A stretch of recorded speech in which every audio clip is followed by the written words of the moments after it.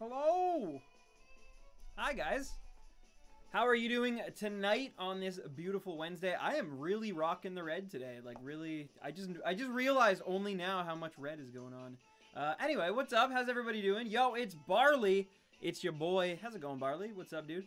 Yeah, welcome, guys, to the final Sun and Moon stream. I probably should have titled it that, really, but it's kind of a weird, bittersweet, monumental occasion sort of deal, because, yeah, this is, for all intents and purposes, for a while at least, until we're feeling a little nostalgic, which could be months from now, the final Sun and Moon stream that I will be doing in lieu of Ultra Sun and Ultra Moon coming out in 2 days. This Friday, guys. This Friday.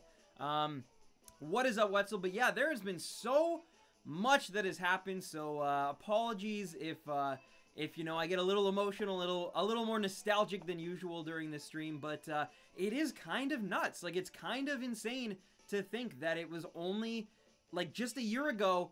I didn't know many of you guys. I knew a few of you. I still knew, like, Wetzel and Barley, and, you know, there were a few who were still subscribed and whatnot from videos, but yeah, it's been a year since Sun and Moon, guys. Like, I think even more than, like, the hype of Ultra Sun and Ultra Moon coming out this Friday, that to me is kind of the most insane part of it all, is that, like, it was only a year ago. Like, it feels like it was just yesterday that, you know, we did that, like, 10-hour live stream the first time. I did a Let's Play of Pokemon Sun. It was, like, a big live stream. I did 10 hours straight, and the next night I did, like, another 9 hours. We finished it. I had, like, the Z-Ring, if any of you guys remember that. I gave away a copy of Pokemon Moon, or Pokemon Sun, actually, rather. It was crazy. It was crazy. And, yeah, to think that it's been a year since then is kind of insane.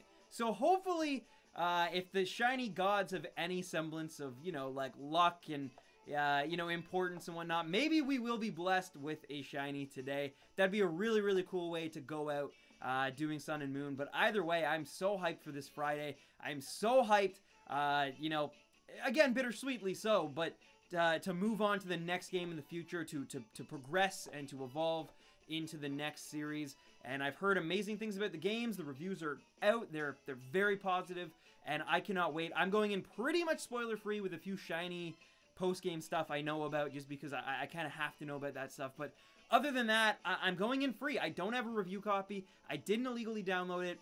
I am ready to go and experience it with you guys alongside you. And anyway, I've been ranting for way too long. You guys are not here for that. You guys are here to hopefully see us get a shiny tonight, and I hope I can provide that for you. But anyways, guys, I hope the week's going well, and we'll get right into it. But yeah, I'm sure this won't be the only time I get nostalgic, and, you know, but anyway, what is up? Carl and Joseph and Quartz and Bunny, hello, and Sands and Sophie. Welcome, Sophie. How you been?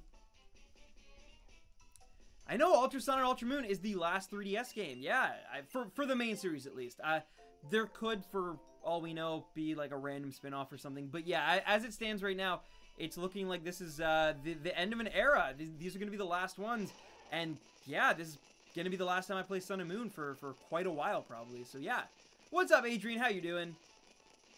Yesterday I got a shiny Victini. Nice, on Wonder Trade. Beautiful, beautiful. Excellent job. Hello, chat. Hello, Caleb. Hey, what's up, Sands? What's up?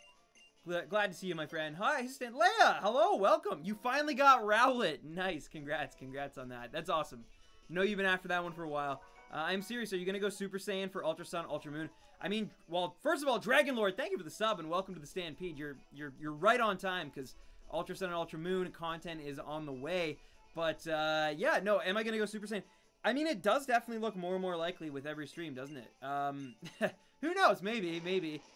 The hype, if the hype's there, if you know, the game is as good as it sounds like it's gonna be, then maybe.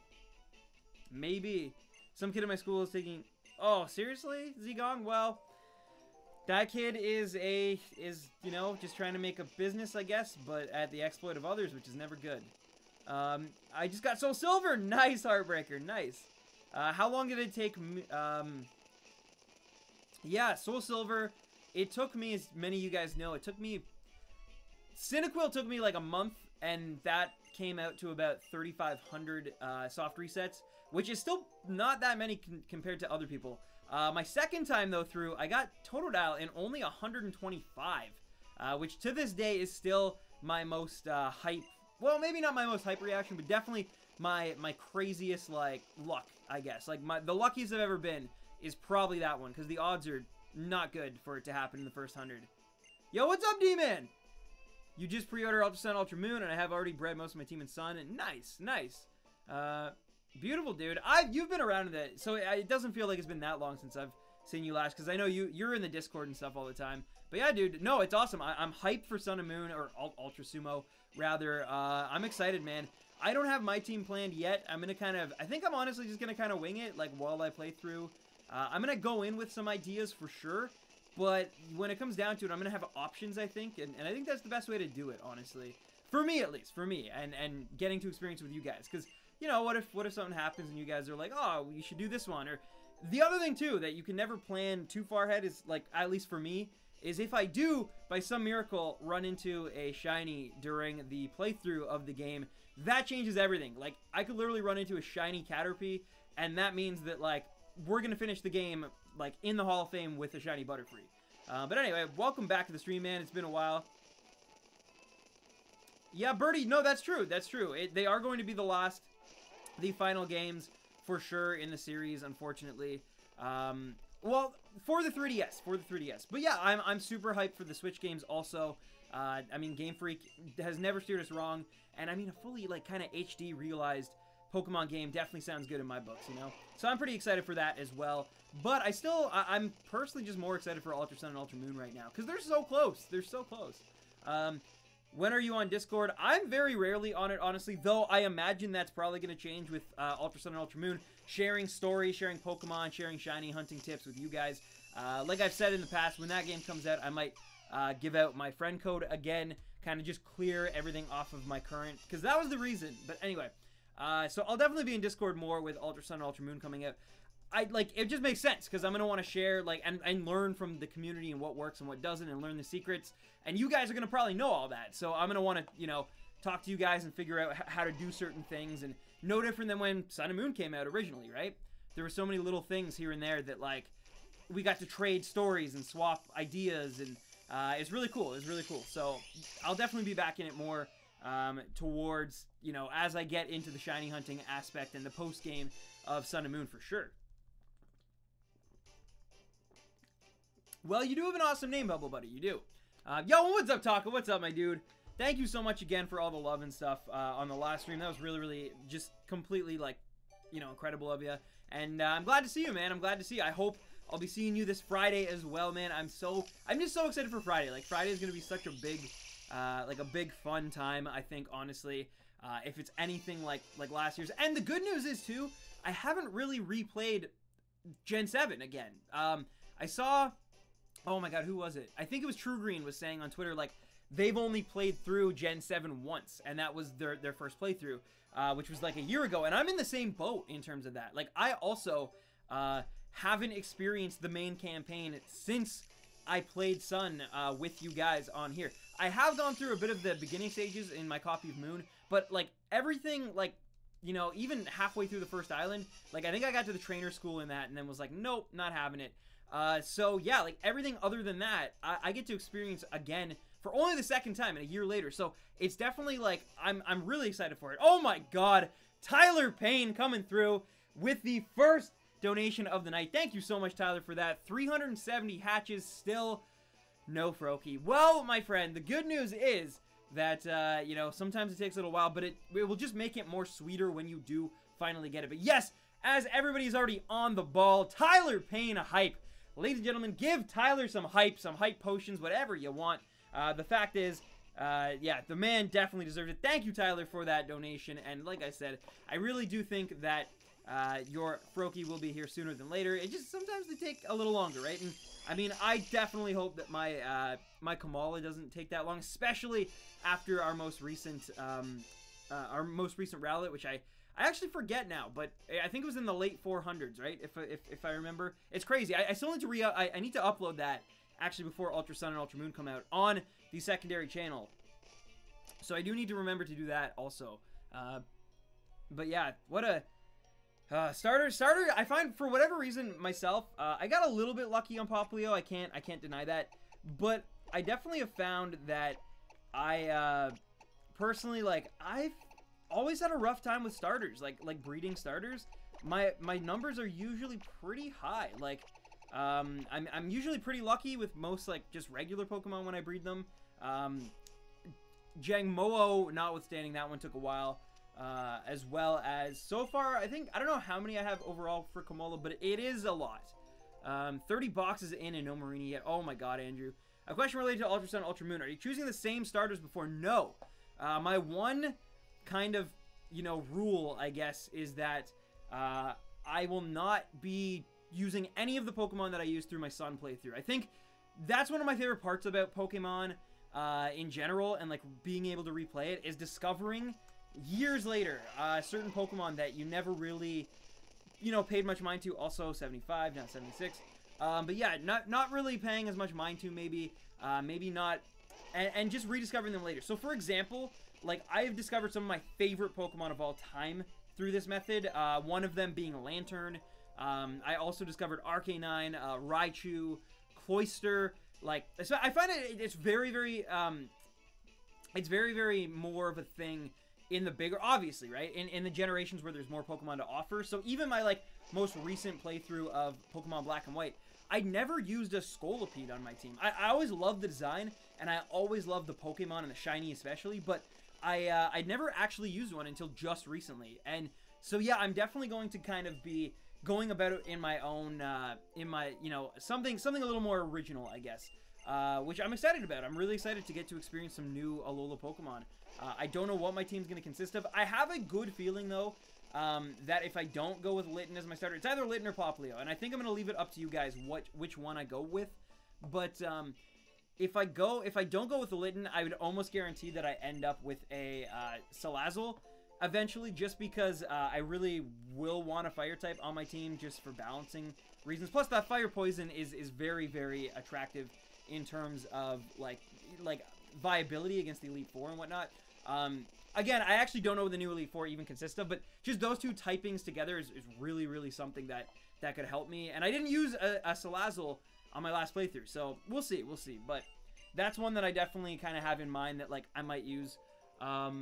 Definitely Minior, just because it's one of my favorite Pokemon in the generation, and I never actually used one on my team. And it's not the greatest Pokemon, let's be honest, stat-wise, but I'd love to throw it on my team, just as, like, almost like a mascot pick. I'd also, some people have said Drampa. That's something I'm definitely considering. It sucks that you get it so late in the game, as Bladed said earlier, but still, I really, really want to, you know, do something different and get some really, really cool Pokemon for sure. Hi, hello, Blaze Gaming, hello. And, yeah, I'm considering the same starter, but I have tipped my team choice almost on its head. True, and I think that's what you got to do, right? Like, again, I know it is a different game, but it still is going to, you know, there's going to be points for sure that feel similar, in the same way that Black and White 2 feels similar to Black and White.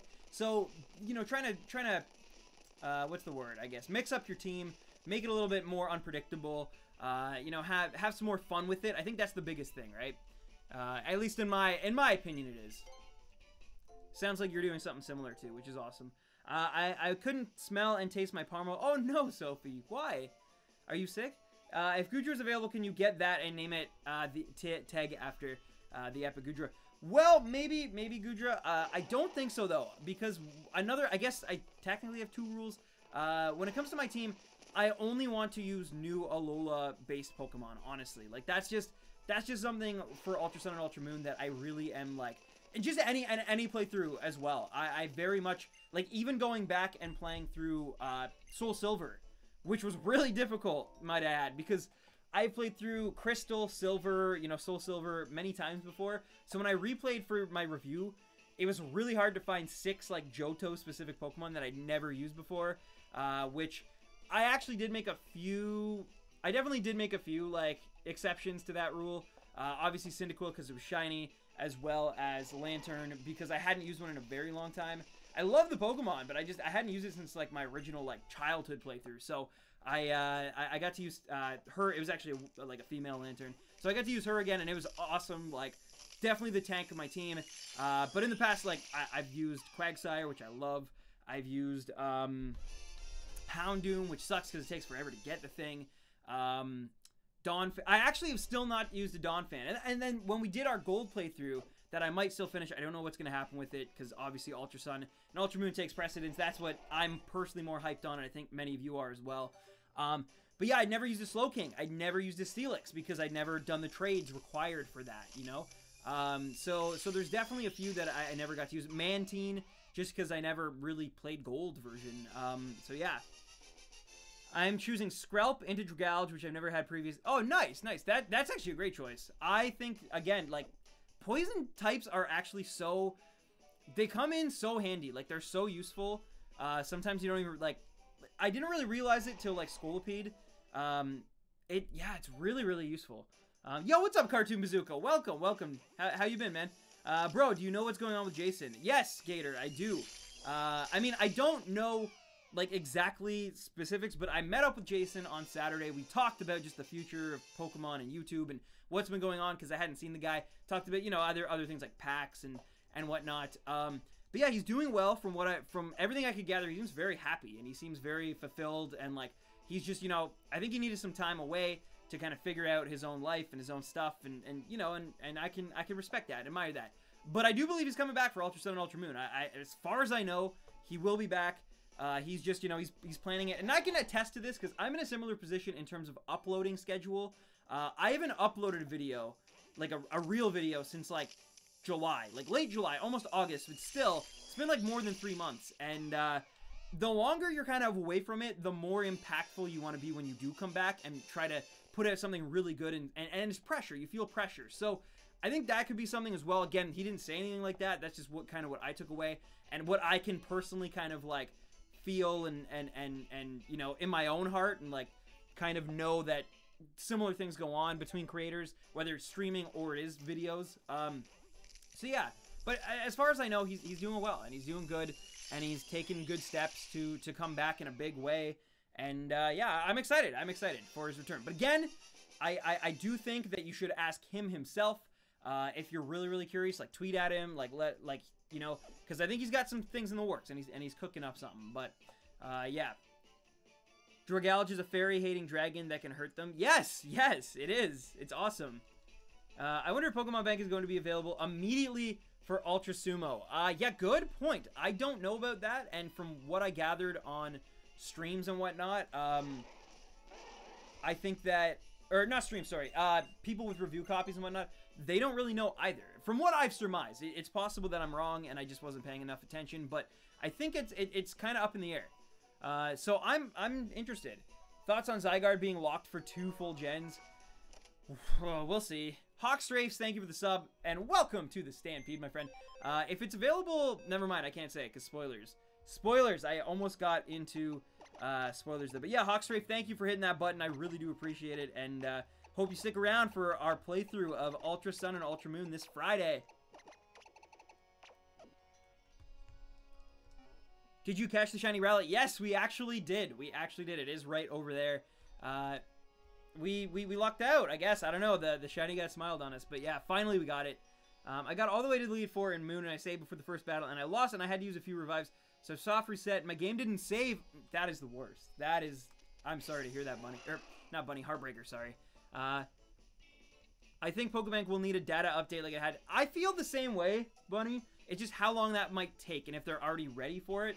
But I actually do feel like you're probably right, honestly, when it comes to that. I do kind of feel like... I don't think we're going to get Pokebank right away. I don't think it's going to happen right away. I think it'll happen sooner and faster than it did with Sun and Moon, but we'll see. We'll see. I think it's going to take a while. I know, Edmund. I'm trying. I mean, I'm literally hunting the hardest shiny to get in this game, like by far. Type Null is the hardest one to shiny hunt. So I'm trying to go out with a bang. I'm hoping. I mean, it'd be really cool if we got Type Null the last Sun and Moon stream. I'm still waiting for his Discord. I totally understand that too, Gator. Although I actually don't know a whole lot of what goes on with his Discord and like other social links. I just know more about like his, you know, him being my friend and like his personal life and. More about like his YouTube and stuff, just because, you know, we contact a lot through YouTube and Twitter and whatnot. But his Discord, I really don't have much information on at all, honestly. So I don't know what to tell you in regards to that. But he is awesome, and he should be back soon. Can anyone tell me how to deal with a chesty cough? It's irritating me. Honestly, I found in the past, like, I know it sounds really bad. I'm actually not one either who really likes taking medicines and stuff like that. I kind of think that it's sometimes better just to eat properly and try to get a lot of, you know, fluids like juice and water in your system. But I will say, I found when it comes to a cough that you just cannot sleep, like, because it's that bad, it's keeping you awake. I found that, like, cough medicine will never heal, like, a cold. It never really works. But it does help suppress the cough, I find, in some cases. Like, I swore off it for, like, a lot of my adolescence and a lot of my teenage years and stuff. And then eventually I, like, tried it one night. And I found, again, it didn't work. It didn't help me. I still felt awful. And I was still coughing. But I found it did suppress it at night, at least. Like, it did help me. And so I would take it, like, right before bed. But only if it was that bad and it required it. Because, like I said, I really don't like taking medicine. And even Advil and, like, stuff like that. Like, I had my wisdom teeth taken out, and it took me forever to finally, like, you know, just be like, all right, maybe I should take the prescribed medicine. Do you think Gen 2 clone Pokemon will make it through the Pokebank? I don't know. I really don't. That's a great question. I don't know. If you're feeling a scratchy throat, use honey. Yeah, true. And that's a thing, too. But I'm talking more about, like, those... There's certain coughs that you can get that are so deeply, like, in your chest that you literally can't sleep because they're, like, keeping you awake. And they suck. I've been there. No worries, bunny. I don't have maple syrup. Rubbish, England. Honey is the best thing. Even more than maple. I don't know who said maple syrup. I'm Canadian and I've never used maple syrup. Maybe it works, but I'm also sick with... Oh, no, Caleb. I had... I don't think it was pneumonia. I don't think it was... But I definitely had strep throat once. And I definitely had... Maybe I did have pneumonia. I don't know. I had something where it was really bad, and yeah, that's not good, man. More like medicine, am I? Oh my god. The puns are back in town. I thought the heart of shiny was a female Salandit. No, and I'll tell you why that's not the heart of shiny. The reason type null is the heart of shiny to get in this game is because basically you have no way of breeding it. So there are other Pokemon with similar odds, and I will say that female Salandit, as well as Marini... Well, no, Marini's not. But female Salandit, I will say, probably top 3 Heart of Shinies to get in this game for sure. And it definitely one that, like, stands out more, I think, just because it's got a really cool shiny, as opposed to Type Null's kind of meh shiny, I think. Sylvelia has a nice shiny. Type Null, not so much. But, yes, the Type Null is harder. It is harder, especially also because you kind of have to circumvent the system, which means... You have to find a way of getting type... If you want to really increase your odds to 1 in 2,000 and get the shiny charm, you kind of need to find a way to get a type null from somebody else and then evolve it into a Sylvelia and then do what we're doing here, which I actually didn't do because I'm, you know, I didn't have time, honestly, to do it is the main excuse. But also, I figured I'm going to be going after a shiny charm like this weekend, basically. So why... you know, a week before, try to get a shiny charm, and then try to get another shiny charm a week later. You know what I mean? Oh, yeah, dude, Blade, it is... I will say this. Okay, in terms of... I'm sure some of you guys saw on Twitter and just social media and whatnot. I will say this about Game of the Year. So, the Game Awards, which, I mean, I've never even really cared about the Game Awards. I'll be perfectly honest. I don't think I've watched the Game Awards once in my life. Never followed them. Don't care. Don't care. Video games are such a... personal medium that you, like, control the avatar, that I really don't think... I think you can judge them, and I think they're worthy of criticism, but I do think that, like, at the end of the day, I think anything that got nominated is probably worth your time, and I mean that. Again, I think you can rank them, and that's fine. I just personally, like, I'm gonna experience them for myself. I've ranked games myself, obviously, so, like, you know, I'm a bit of a hypocrite that way, I guess, but the point being, though, is that when it comes to Game of the Year, here is my personal take on it. I personally do think that as a juggernaut, as a cultural kind of change shift, I actually do feel that PUBG is probably the winner in terms of, like, how big that game got, and, like, how much of a cultural touchstone it kind of had, especially in North America, which is where the Game Awards are based, obviously. Now, mind you, that is an early access title, so I don't even know if it should be, like, you know, if it should be barred from even contention. But I will say, in terms of, like, just pop culture and kind of revolutionizing a genre that did exist before, for sure. I'm not saying it invented the genre, trust me, it didn't. But that reinvented it and kind of made it its own thing and, like, it is huge. It turned people who, in my life, were not PC gamers at all and made them PC gamers. It changed their entire outlook on PC gaming, and that is huge. That I will not underplay. Personally, I had the most fun this year playing Super Mario Odyssey. It was the game that hit all, like, it you know, scratched all the itches for me in terms of what I ask for out of a video game. However, I will say my personal, what I think deserves Game of the Year is Breath of the Wild. I think that it really does deserve it. I think it somehow mixed old with new, but also in doing so kind of created its own formula and its own kind of like momentum. And that is something that I definitely respect and personally think it deserves. I really do. I'm pulling for Breath of the Wild. I think it is overall a more important and overall a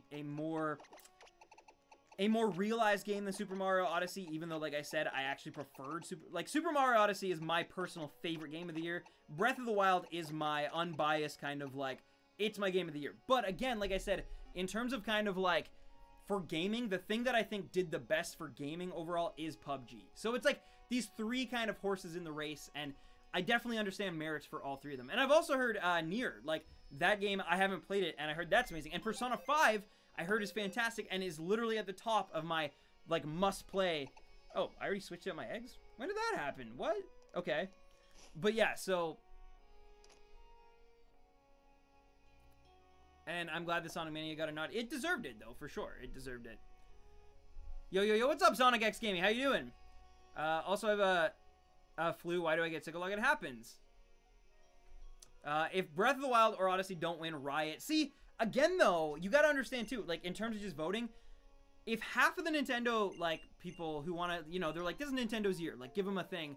If half of them vote for Odyssey and half of them vote for Breath of the Wild, then PUBG's probably gonna take it. PUBG, I think, is actually gonna take it regardless, just because, again, for what that did for the industry, the money that made for the North American gaming industry, like, it's hard to not vote for that. Like, and the amount of people it kind of like made into PC gamers is a lot. It made me a PC gamer. Like, so I get it. It's, again, not my favorite game of the year.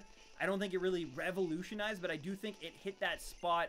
It's gonna go down in history as one of those games that just like, it took risks when it needed to. It, you know, reused and recycled when it needed to also, but it became a genre definer. And I think Breath of the Wild is one of those games also. And so it's kind of crazy to see two like defining games, juggernauts, go up against each other. And Mario Odyssey is that also, but for a genre of game that usually kind of goes under the radar, sadly, which is platformer. They're just, platformers aren't considered as impressive overall as they used to be. So yeah. Exactly. It's just one of those things where it's like, like Blade said, Blade actually probably coined the best word there. It is a phenomena. It is not just a brilliant masterclass of a game. It is a phenomena. It got people into our industry that weren't into our industry. It changed lives. It did so much. Like, I mean, it literally single-handedly pretty much changed Twitch and like the dichotomy of who was the top streamer, and like, it's crazy. And that's just one of the effects that obviously is close to my heart, which is streaming. It changed it in so many other ways too. And you saw, like, I doubt Fortnite would be as big as Fortnite is now becoming if it wasn't for PUBG, right? Like, we can agree to that. So it's like, I don't know, it was a phenomenon. But you'll also see the same thing with you know, free roamers and Breath of the Wild clones coming out and Mario clones. And so I don't know, it's really difficult.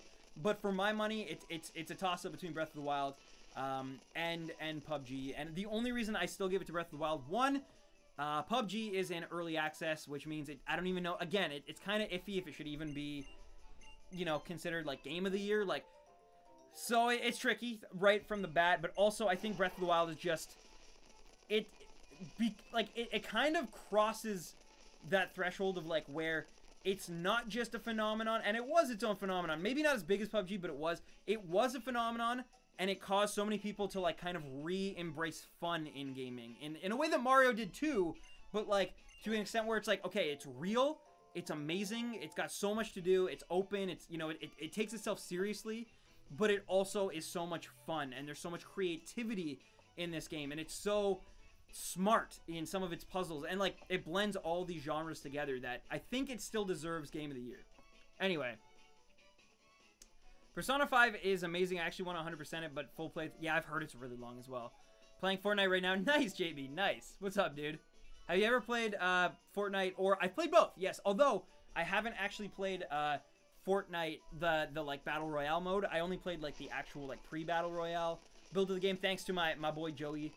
Joey's Game Safe. He actually hooked me up with a, an early copy of the game or whatever. Because he's, like, an early... what do they call them? Early ambassador or whatever. So yeah, but yeah, no, I enjoyed Fortnite. I haven't played the Battle Royale. I have played PUBG, although I will say where I think I went wrong with PUBG is I kind of like played it on my own and kind of was like gave up before I probably should have, because now like eventually after I was like through playing it, my friends kind of got onto it, and then it would have probably been different if I was playing with like my friends and you know. But anyway. Hi Sand, love your videos. Thank you, Sandman. That's true, Tyler. That's another great example as well. Tyler brings up a very, very good point as well about both of them. Zelda is something that you can actually even take it on the go. It's such a personal experience where PUBG is purely online. And again, you know, we say that, but then Overwatch last year, which I definitely thought was Game of the Year for, again, the phenomena that it had on our industry, I truly felt that Overwatch was deserving, and that was a like multiplayer only or like online only game too. So I'd be a hypocrite if I was like, well, one doesn't count, but one. The difference is I think Breath of the Wild, it's the right moment for it, and it also like I think it's just deserving. I think it's the amount of work, the amount of time and creativity that went into that game. I think it's just technically more deserving than PUBG. But again, PUBG had the bigger effect overall and the more longer lasting effect, right? Like Zelda, everybody still, like, people do still talk about Zelda, but there was like a few months there where it was like the only thing people were talking about. PUBG is still up there. Like, it's still definitely this huge juggernaut of gaming. It is slowly cooling off a bit. More and more people are getting into it, which, you know, the more and more that happens with it, the less, you know. But anyway, it's like anything. Even I saw some people being like, you know what? I think I'm kind of done with superhero movies. And you know, I kind of feel the same. I'm kind of getting to that point where it's like something that I love that I would like camp out for hours to see the midnight launch of, which was like, you know, Iron Man and stuff like that. I'm now kind of at this point where I can kind of agree with that. And I still love superhero movies, and I'm going to see Infinity War and all that. And, you know, like, they're not going anywhere. But I do agree that I've noticed that my hype for them has definitely gone down a bit since it like over the years. Like, for example, the first Thor, like, I had a countdown on my computer like for a year until Thor came out. I'm not even kidding. It was like a huge deal to me. It was this massive juggernaut in my life. Thor 3, I bought tickets like the day of. I was like, I really want to see Thor 3. I heard it's great. Like, you know what I mean? Like, that's the difference, I guess. I don't know. Hello, Mindless Enigma. Welcome. How you doing tonight? If not one of the major Switch games, considering that is like the big feature, I was like, my vote goes to Horizon Zero Dawn. See, I mean, it's been, honestly, I think this might be the best year for gaming in a very, very long time. And I mean that wholeheartedly. I think, like, I can't debate you. Like, in almost any other year, Horizon Zero Dawn would have been, like, the best or, like, top 2 games of the year. But, like, this is a year unlike any other. And, again, in so many different genres, right? We have our open world puzzly kind of Zelda, and Horizon is kind of in that as well. They're kind of similar, at least in their genre, I think. But then you have Mario, which is like one of the best platformers ever made, if not the best platformer ever made. Sonic Mania, which is, you know, a return to form for Sonic the Hedgehog. Again, I don't think that was ever going to get Game of the Year, but it's a great game. PUBG, which is, you know, revolutionized the whole genre of games, that being kind of like the I don't know, what do you call it? Like survival, I kind of guess, game? I don't know. But the point is yeah, and then you have Persona 5, which like did for RPGs. Like, it's so juggernauts of the industry all going against you. If like, imagine if Overwatch released in this year as well, like how bloated that like Game of the Year would have been. It would have been insane. What's the most amount of resets you've done for Shiny? I think the most I ever went up to was like 3,500 for my Cyndaquil before I got it.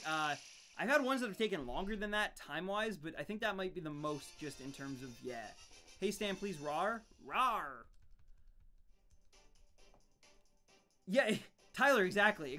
And, like, we still have, like, ports of games as well, like L.A. Noire and Skyrim for the Switch, and, yeah, I mean, the Fractured But Whole came out as well. Like, that was another big game that came out that kind of just, like, quietly went away. And we have this huge controversy with Battlefront 2 as well, like the Star Wars game. So it's like, again, that's not a game that I think is going to be worthy of, you know, the top video game of the year, but I'm saying, like, it's another massive game, whether you want to look at it or not, because of the microscope that's put on it now, because of some questionable decisions, right? So it's a massive year for just gaming in general, and I think it's going to be a long time until we see a year like this again. I really think it's going to take some time.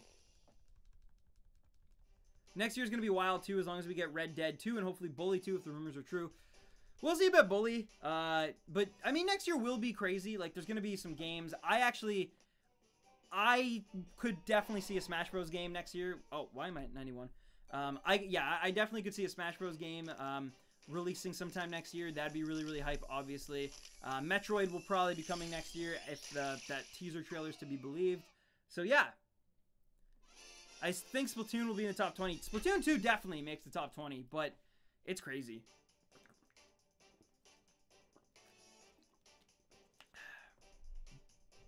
What video editing software? I use Premiere.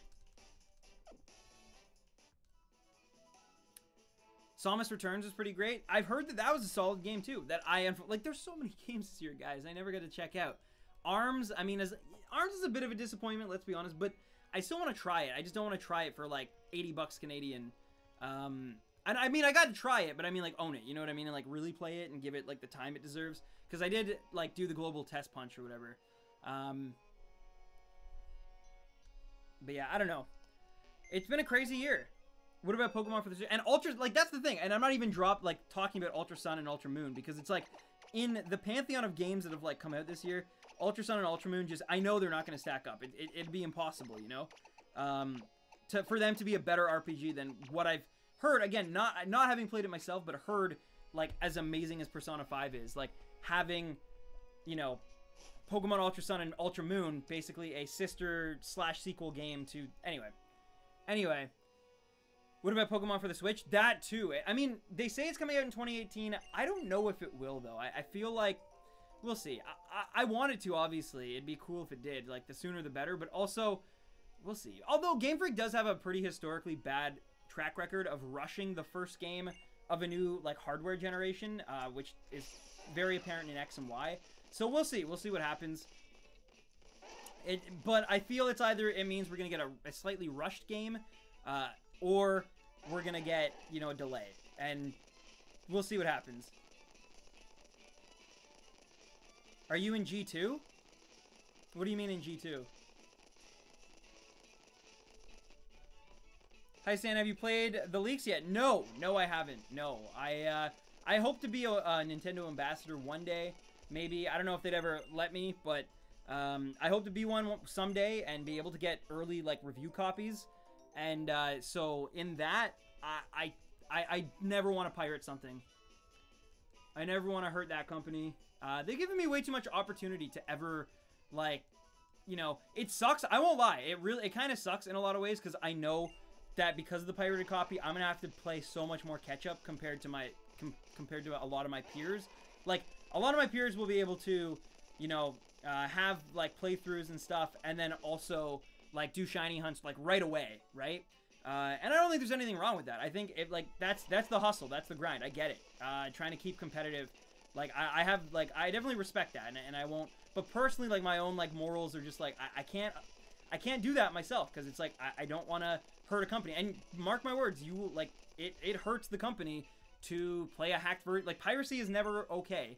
But especially when it comes to a video game, which is such an expensive medium, it's really not okay. And it's going to hurt the bottom line of Ultra Sun and Ultra Moon.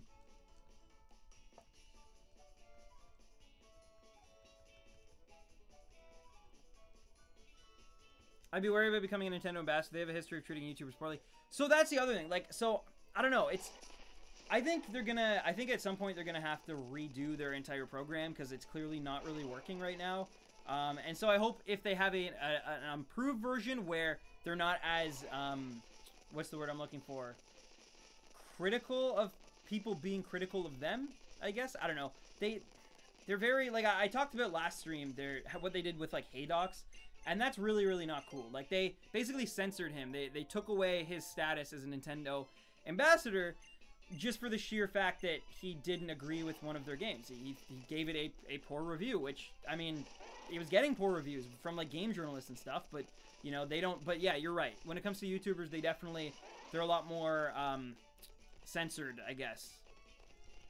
And they really are. Like, you know, there's always, and there are some, you know, streamers or YouTubers or whatever out there who, they'll get the game and they will genuinely like it, even if other people don't. And I'm not talking about that. I'm just talking about, like, Nintendo like, they will nix you. If you come down too hard on a game that they, like, you know, they're hoping good things for, they will try to, you know, take you out of the program.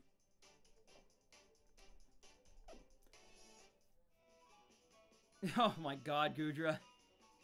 Stand rar when you get a shiny? Maybe.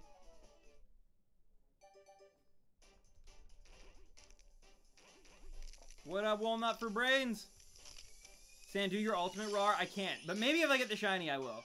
But I can't right now. I'm sorry. Sup, Senpai Stan? Hello, Jago Buzz. How you doing? Hey, Stan, which is better for shinies, Alolan Ninetales or regular? I still think I gotta give the edge slightly to regular, just because, like, it's kind of a miracle that it's as good as it is. Because Gen 1 shinies typically aren't that great. So yeah, I think I still gotta give it to the Kanto version, but I mean, I love both of them. They both have great shinies, honestly. I think Ninetales, like, it just is so nice, like the Cantonian version. Something about it that I gotta give it the edge. Hello, Sam. Hello, Gatsby. How you doing? Just joined the stream. Haven't been on it a bit. Yo, what's up, Dylan Bevins? How you been? We're going for a shiny Komala as well as a shiny type Null on this last Sun and Moon shiny hunting stream for quite some time, I imagine. So, yeah, I hope we end up succeeding tonight. I hope everything goes well so that we can, you know, end Sun and Moon with a high note. But we'll see what happens. We'll see. If you could keep any of your shinies, which would you keep? Probably the Mimikyu that I got the first, like, shiny hunting stream I did on YouTube. That one has a lot of sentimental value to me. Peekaboo. As well as the Minior as well, just because, like, Minior was a huge thing. There's a few. Definitely, like, there's certain ones that have sentimental value to me for sure, which I know sounds so weird because it's like it's a packet of data on a cartridge, but it's like it really does. Like, that Mimikyu especially means a lot to me. Being, like I said, like, I met a lot of people for the first time getting that Mimikyu, and yeah, that's like the one shiny I'd probably never trade. I really would, and maybe the Minior also, but pretty much every shiny I would trade at some point or another if I had to. But like, that Mimikyu I would fight for. That would be the one I would fight the most for. And that's also why I had to get myself a Mimikyu plush, because it was like, Mimikyu is not my favorite Pokemon of Gen 7, not even close, but it has such an important... JB, I don't know what that means. Hello, Bunny. Welcome back.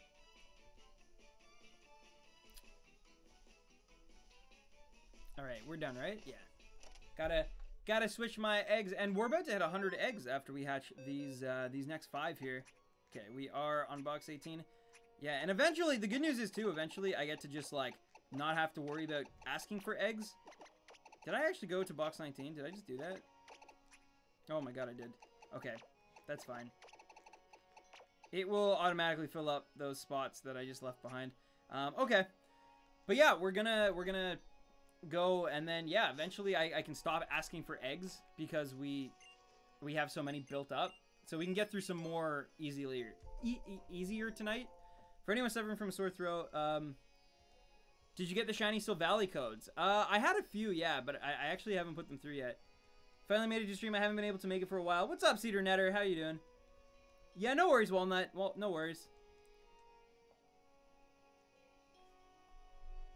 How many SRs have you done for Type Null? Yeah, as you can see over there, 263. So not as many as probably necessary, if I'm being honest. But we'll see.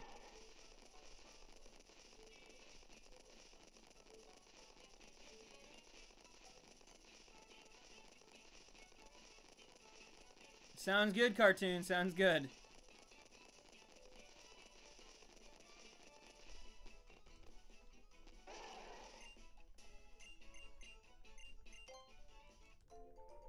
Do-do-do-do. I'm gonna still do it for probably till 8, I think. I'm gonna continue, which 8 my time is in like 15 minutes. So for the next 15 minutes, I will continue to like get eggs, but then we'll just kind of like run through them. I want to make sure we can hatch every single egg that I've asked for tonight, because we're not gonna be coming back. So I want to make sure that we at least end it by like knowing that we didn't just like have an egg sitting there, you know. I also definitely want to get over 300. I'd like to get to 350 tonight if we could. That'd be really cool for type Null. We'll see. We should, Shadow Fox. We should. Least favorite shiny Pokemon ever. I actually have a video on that. Bear, Hold, and Shark. If you're interested in that, I do have a countdown on my channel from last year of like the top 10 worst shinies. And I just realized now that I'm repeating the same thing over and over here with this lady. But yeah, no, if you want to check it out. But I will say it's a flying type from Gen 5. That is your hint. Do you have Rocket League? I actually don't. My brother does, though. So I have played it before. On PC? Oh, definitely not on PC. No. Sorry, dude. Sorry. Nice, Supersonic. Nice. Well, I hope you get the 25 out of 15. That'd be awesome. Thought I had a shiny in Leaf Green and soft reset it over it. I just looked over it in video, and thankfully I didn't. Oh, nice, nice. That's awesome, shiny Kirim. That's awesome. I'm going to be on 400 Froakie soon. I'm going to scream. Tyler, it's okay. It's okay. You can get there. You can make it. I believe in you.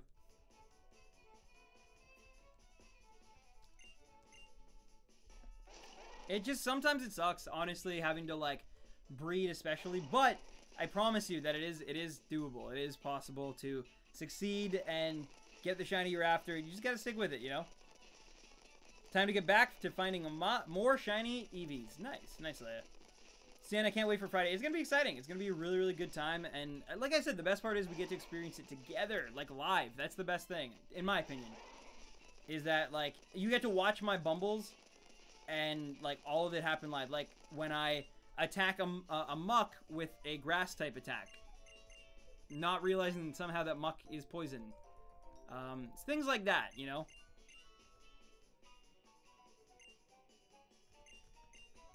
Stan, put Null in full screen. I can't because I don't have a layout properly to do that, unfortunately.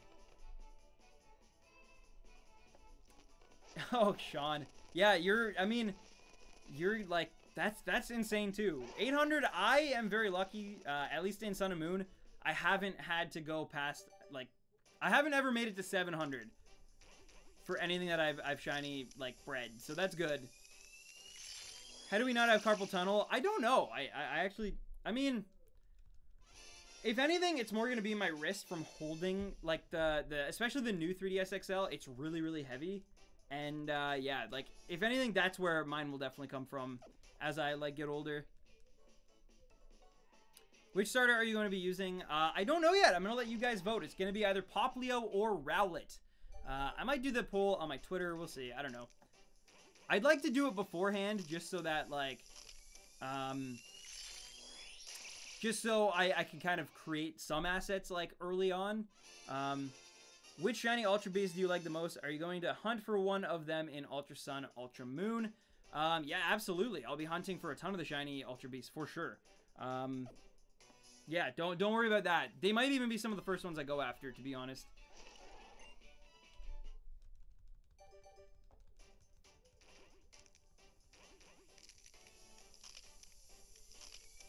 I must be lucky because everything I've hunted has been under 50. That is extremely lucky. Yes, you are extremely lucky if that's the case. Mind you, you can't have done that many because, like, the odds are almost impossible that you would get them all. Like, if you have, like, over 20 and they're all under 50, then that is insane. Even if you end up with, like, 5 shinies that are all under, like, 50 encounters, that is ridiculously, like, crazy. So, yeah. The coolest thing for Sun and Moon I can see is the surfing across the islands. I hope whenever you want to go to another island. Yeah, I'm excited for that, too. True, Sean. True. Sean Willie. Why am I always late now? It's okay, Caitlin. It's all good. I'm just glad to see you. Hope you've been well. Did you say you were ending stream at 8 or just stopping the eggs from coming in? Yeah, I'm just going to stop, like, actually asking this lady for eggs. Because, yeah, at that point, it's like, we have like 2 boxes full, which is another 60, which I don't know if we'll get through all those even without asking for eggs, but we'll try at least. By the way, Stan, quick question. In lieu of Ultra Sun, Ultra Moon, what times are you expecting to start streaming? So, D-Man, last year when I did my playthrough, I did them actually at 7 p.m., which is why I've returned to this kind of stream schedule. Though, Friday, I'm probably going to do, I think, 6 p.m. Till probably like 12. Like, it's going to be a long stream for sure, as like the last year's were. And then Saturday, I'm hoping to stream Saturday as well. Saturday's weird though, because like apparently I'm having my parents over for dinner, which, I mean, like I will stream through that if I have to, just because like, you know, I want to get these games done. But yeah, so it's probably gonna be around like 5 p.m., like 4 p.m., 5 p.m. I would think. And then again, like super late, probably going all night. Sunday probably gonna be something similar, and we'll probably be able to finish off the games Monday or Tuesday, I would think. But yeah, I'm just gonna be playing pretty much non-stop. So like I said to some other people on the last stream, I kind of feel like I wouldn't be too worried about like missing, because like I'm basically just gonna be playing the games like almost non-stop, like not quite, but pretty consistently. So like there will always be a time when people can, and I expect people to leave and come back at random, and you know, but yeah, my goal is definitely to just like make it available for like as many people as possible, I guess.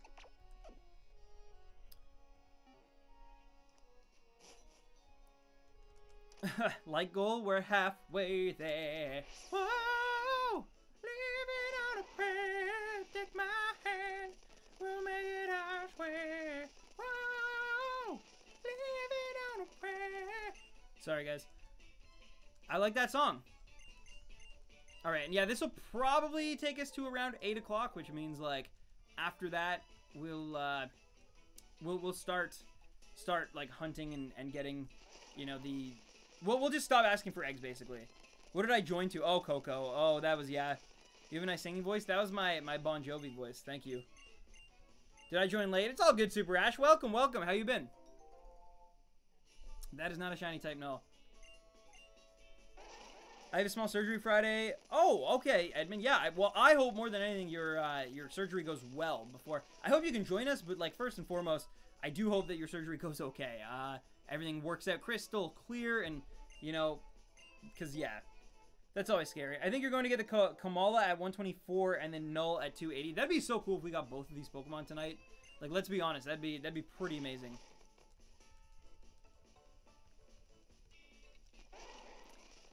Do you sometimes wish you could carry over Dex data to new files? Yeah, absolutely, of course. Like, that would be awesome, but, I mean, I also think there's a bit of a, Pandora, thank you for the sub, and welcome to the Stampede, my friend. I'll be streaming again this Friday, Ultra Sun and Ultra Moon, so look forward to that. But, yeah, at the same time, though, I think it actually is, like, it becomes a badge of honor as, like, a shiny hunter, at least, to get that, like, shiny Dex and try to do it fast, which is what I will be trying to do. So, yeah, I think there's, like, I do agree that, yeah, sometimes it kind of sucks.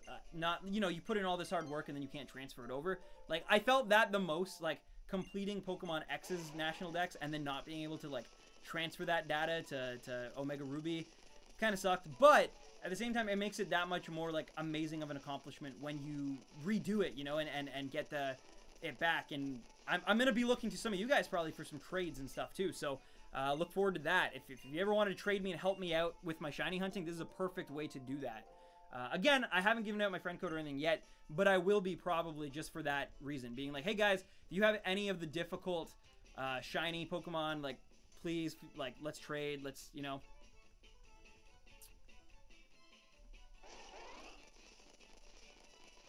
I could have sworn I was subbed to you. It's all good, Sean Willie, no worries. Things happen. YouTube does weird things. I'm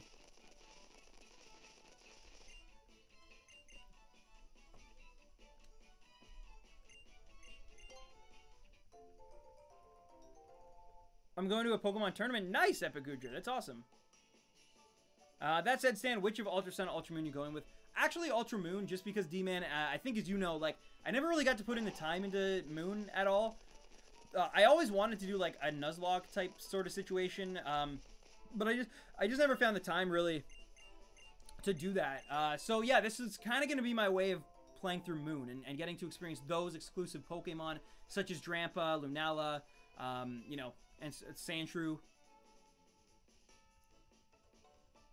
Did you ever get the Regirock shiny? No, I didn't. But I will be making up for that transgression with Entei and Regirock in Ultra Sun and Ultra Moon, which is good. Also, I just realized I keep kind of spoiling that a little bit. I'm sorry. But yeah, I will be able to make it up with better odds, which is awesome.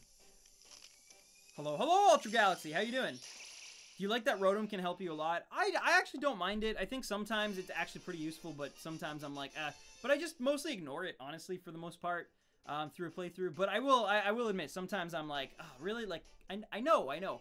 Cappy is worse in Odyssey, though. Cappy is like, when you're like flying, and he's like, hey, this is how you jump. And I'm like, Cappy, I just raced like Koopa, like the Koopaling that's awesome, and I found a shortcut that I shouldn't have found. Like, I know how to jump, like, let alone do some really crazy stuff, you know? It is soon coming to X-Bone. What is that? Ultra Sun and Ultra Moon?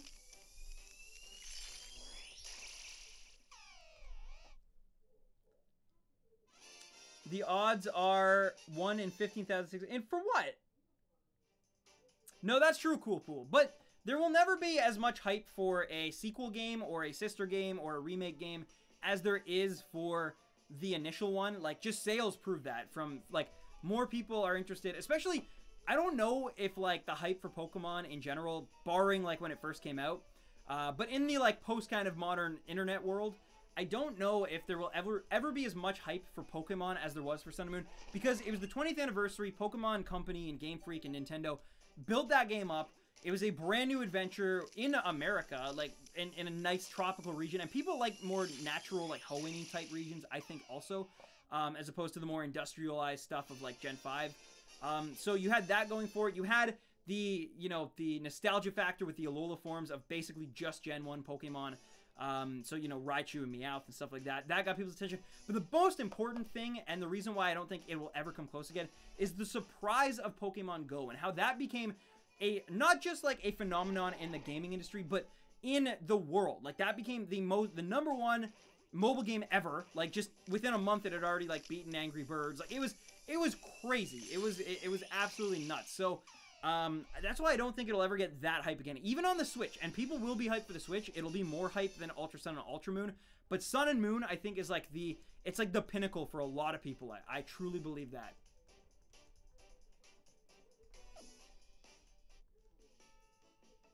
And it will be probably more than a year till Pokemon on the Switch. That is true.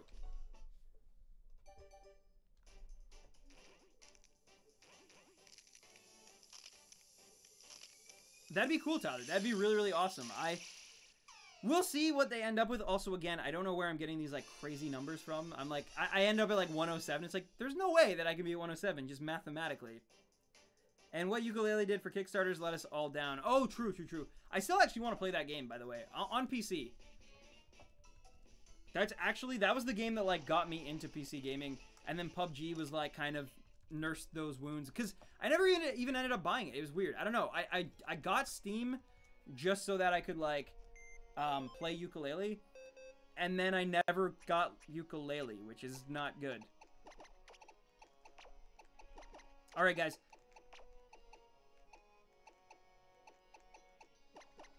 So now I'm gonna actually stop. I'm going to stop asking for eggs. So we're gonna try to. Not actually as many as I thought. Oh, okay, there they are. I'm like, I thought I had more than that. Yeah, so I'm gonna just stop asking for eggs and just try to get through and barrel through these next, like, we got, I don't know, almost 60, I would say, to get through here. So, yeah, but actually, you know what? I'll ask for this one last egg, and then that's it. And I actually, Ian, just give me 1 sec. I will be right back. I just want to check on something really fast with my brother. I'm literally gonna be like 20 seconds. I'll be right back, guys.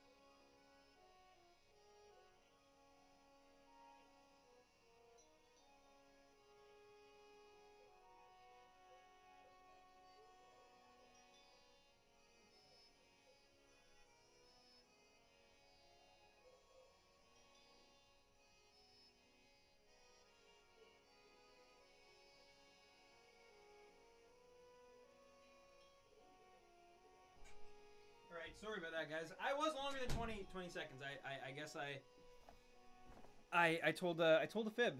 I told a fib. And I'm sorry for that. I'm sorry. But anyway.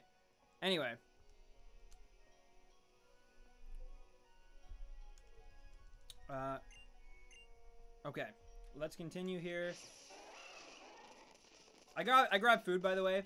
So when I'm, like, able to actually hatch the eggs. I won't eat while I'm, like, running for the eggs. Actually, yeah, so at this point, to make it go, like, a little bit faster for both, because I don't have to actually get eggs, I'm going to go in here and run around on Stoutland instead.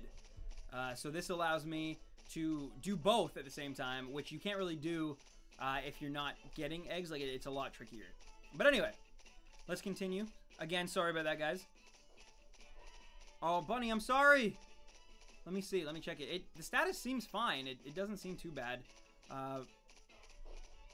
But I am sorry. I apologize that it's lagging for you. That is super unfortunate. Any idea if they're going to run another event with Marshadow giveaways? They might. We'll see, though. I can't see it. I have to say, Sun and Moon, they really gave out, like, the mythical and legendary Pokemon and stuff, like, really fast. Like, I was really surprised how quickly we got, like, Marshadow. So I don't know what's going on. Like, maybe this will be a 2-year generation instead of, like, a 3-year, which traditionally they are 3-year cycles for Pokemon, like, main series games. So yeah, it's possible that this is only going to be a 2-year cycle, I guess, which would be super, super weird. But, yeah. I have extra Marshadow and Shiny Steel Valley codes. Oh, there you go. Well, thank you, Sean, sorry. Darn it, Null didn't come out at 280. It's okay, though. It's okay. We're definitely going to get over 300. Like I said, I'd like to finish off all of these eggs that I've hatched, and maybe even go beyond at the very least. And then definitely type Null. I want to get to like 350. I think that'd be a good point to kind of end. 350 is nice. Anyway, I can actually eat my burgers. And again, I apologize. I know it's not. It definitely. I'll try not to eat tomorrow or on Friday streaming either.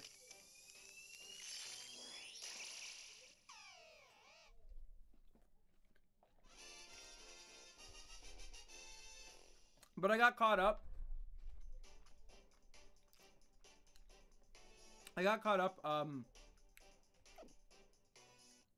Editing the black and white review.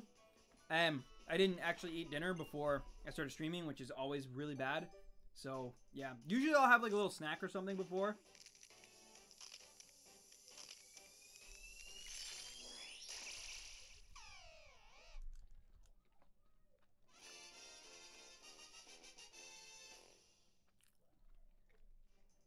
You gotta do what you gotta do, Stan. Just eat. Well, thank you.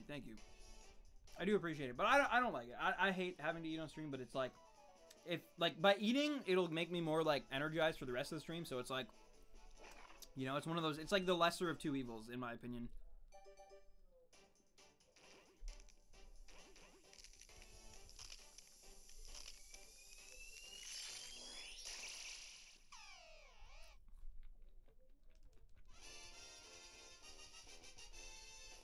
Are the burgers homemade? They are homemade, yeah. Once again, my brother, the most excellent cook. Oh my god. Alright. Excuse me, sorry. Friday's gonna be a good day. In addition to Ultra Sun, Ultra Moon. Oh, I waited too long. That is the issue with eating sometimes. Let me see here. My man Taco donated. Friday is gonna be a good day. In addition to Ultra Sun, Ultra Moon, I also get my holiday bonus from work. Also, I'm off Friday and Saturday. Yo, Friday is going to be a great day. I'm so happy that you're able to join us, hopefully, for some of it, Taco. And, yeah, man. And just play the games also. And I just needed to double check there and make sure that Type No was not a shiny. But anyway, ladies and gentlemen, can we please get some hype in the chat right now for my man, Taco? There it is. Dylan and Blaze Gaming, you guys are already on it. You guys know the drill. Taco emojis as much as you can for this man. Thank you, Taco. Thank you so much for that donation. You are just you're a god. You are such a kind soul, and I really cannot get over how much, like, you've been, like, so generous. And anyway, you know what I'm trying to say. I love you, man. Thank you for that donation. It really, really does help a lot. And just, yeah, you're amazing. You were amazing. Burgers, yeah, guys, throw some burger emojis, throw some taco emojis. You know, mix the two. I was eating a burger while thanking Taco.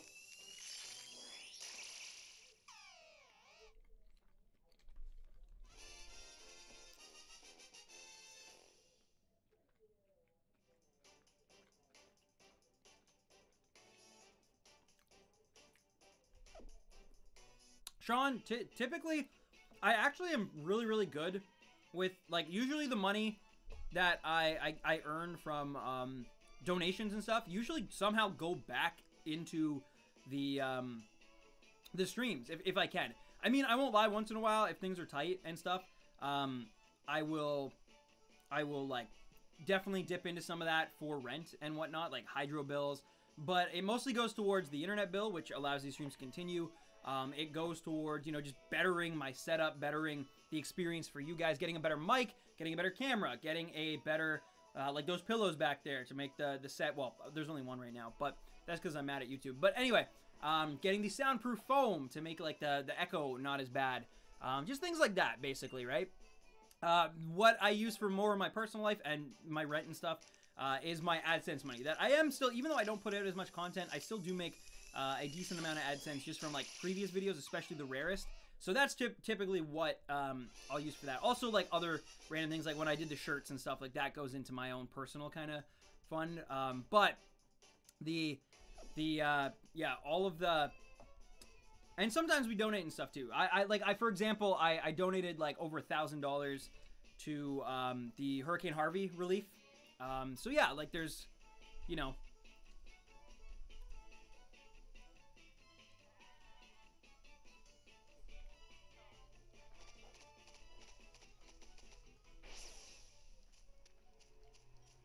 But anyway, sorry.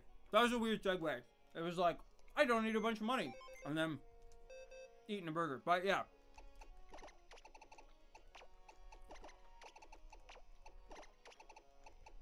My point is, I do genuinely try when I'm able to not use, like, donation money unless it's for, like, if I do go to PAX, that will probably be half donation money just because it's like, I get to go there and it's part of, like, YouTube stuff, and it's hopefully to make the stream better, meet up with other people that I can collab with, and help the channel and stuff like that, right? But even then, I'm like, I don't know, I feel bad about it.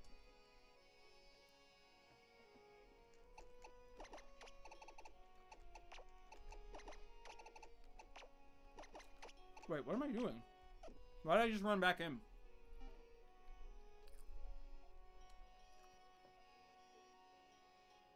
Nice, Bunny. Nice. I gotta get back in my Stoutland. My Stoutland pouch here. Oh, not enough space. There we go.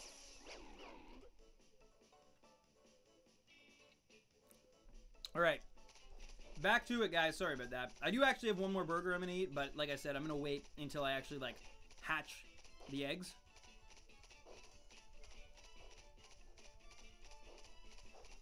Will Komala open his eyes? Never. Never. I like how he's born with, like, a drum, though. Or she. Are born, like, Komalas are born with a drum, which is awesome.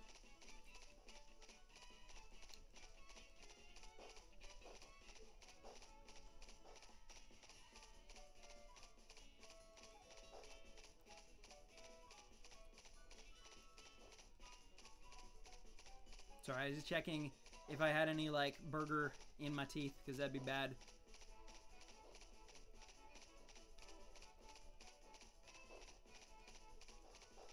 Alright. Are we going to get a shiny here on 288? No, we're not. No, we're not. It's expected, but still. Sun and Moon should have had better grinding methods. I definitely missed the, like, Lumiose Tower in X and Y. Like, that was so much, like, better for hatching eggs, for sure. Even, like, Gen, they're not Gen, but Oras had that, like, island that you could just, like, put, you know, like, a quarter or something under the stick, and it would just, like, go around until it was done. Yeah, I definitely missed that. That definitely made it way easier. Would have allowed me to multitask way better as well.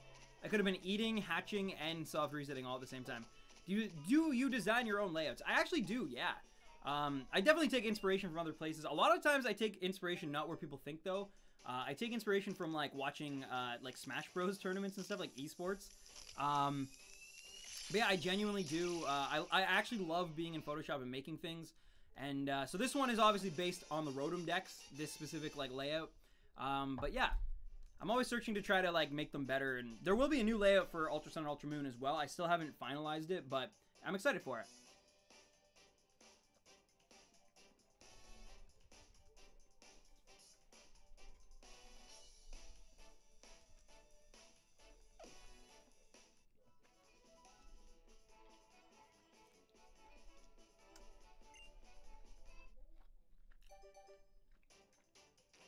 I do, Dylan. Yeah, you hit the nail on the head there. I have a 3DS capture card that allows me to record the gameplay basically via USB into my computer.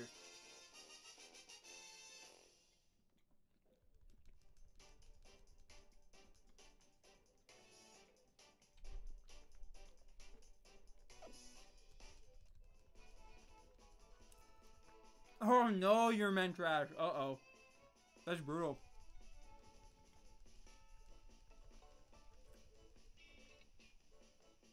We love a boy who eat. Oh my god. What's up, Isaiah? Welcome, welcome. I'm trying to finish faster so that I can end the stream properly, you know? Like with energy and stuff. I was starving.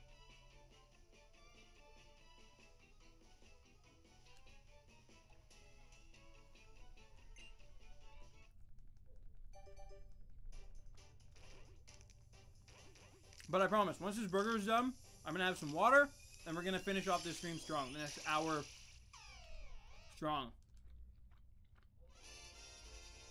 That is weird, Dragon Lord. I didn't realize you couldn't comment on a Wii U. Huh.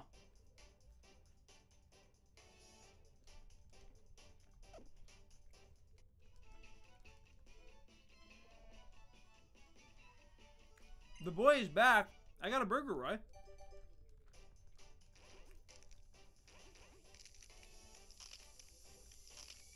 If I saw you in public, I wouldn't say hi. I'm very shy. You definitely should.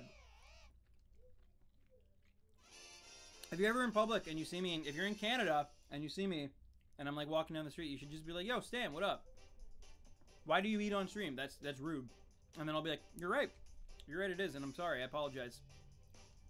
That's what you should say to me.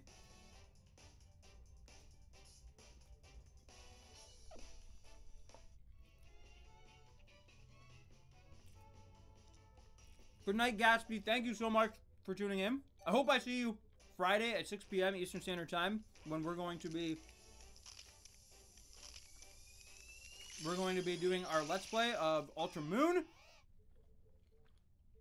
Experience it together. And yeah,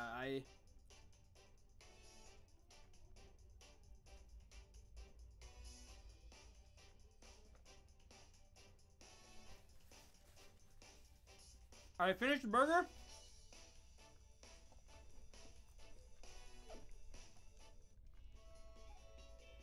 Canada's snow country. Yeah, we got snow. Although, we don't have snow anymore here. Like this year. We had it, it came, and then it went away.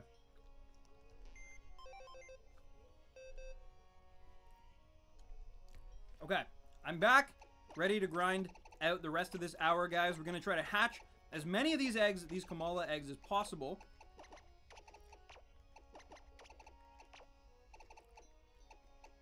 I actually want to start a thing where, like, no, you guys, if I haven't seen it, you guys haven't seen it. There's no way that we accidentally got a shiny. Stan, I'm going to play Ultra Moon earlier than you. I believe you, Super Ash. I think most people should. I think it's better if you guys, like, if you guys have the game as well, you should play it before me, because then you can kind of, like, help me out as I'm playing live, and I don't spoil anything for you too, right? Which is awesome. Would you be interested in a shiny Lugia? Well, thank you, Dragon Lord. I appreciate that, but I'm actually okay. I'm someone who very much tries to, like, get my own shinies if possible. So yeah, I apologize. It's not that I don't, like, that's a really, really nice gesture of you. I just, like I said, I personally, I really love the hunt more than even the shinies themselves, I think. What was the longest chain? 3,500 for a shiny Cyndaquil in Soul Silver. So yeah, we could have a while. We could have a while, I won't lie. Do you think the next gen Pokemon game will be on the Switch or both the 3DS and the Switch? It's confirmed, Dylan, that, oh my god, Munchie 598. Good luck on your shiny hunt, bud. Well, thank you, Munchie.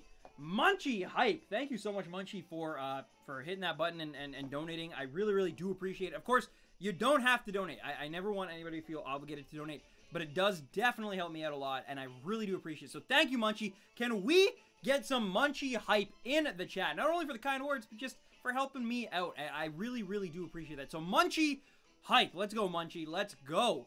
And, yeah. I'm too poor to play Ultra Sun and Moon. Aw, Dusky, you're good, I'm sure.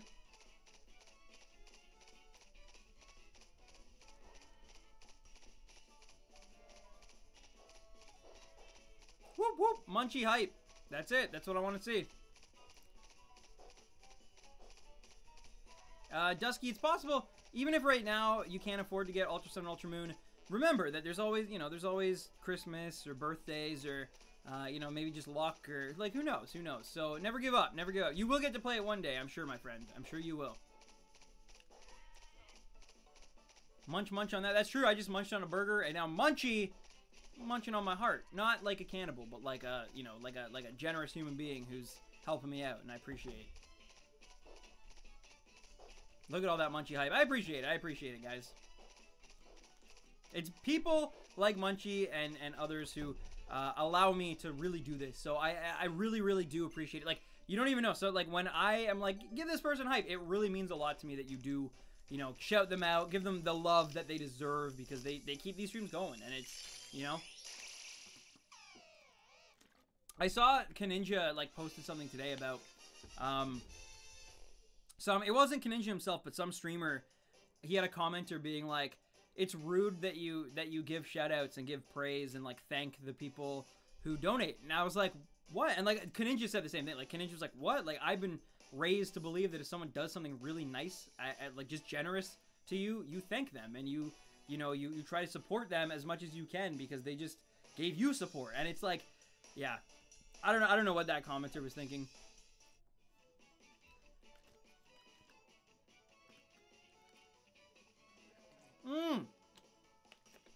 Andrew, how's it going, man?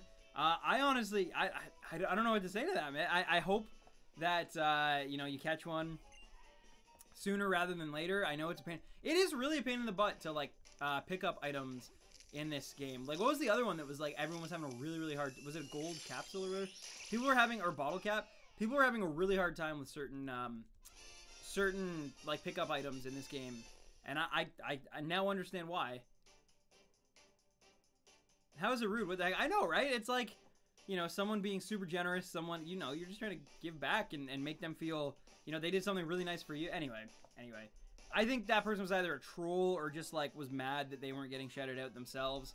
It's probably a bigger streamer also who, like, you know, it's hard. Obviously, you're gonna shout out the person who donates, and maybe if you're a really big streamer like an Etika or like a Game Theory, you're probably not gonna notice, like, every single person, but you probably will shout out whoever donates, right? Because it's like, that's crazy that someone would choose to. Anyway.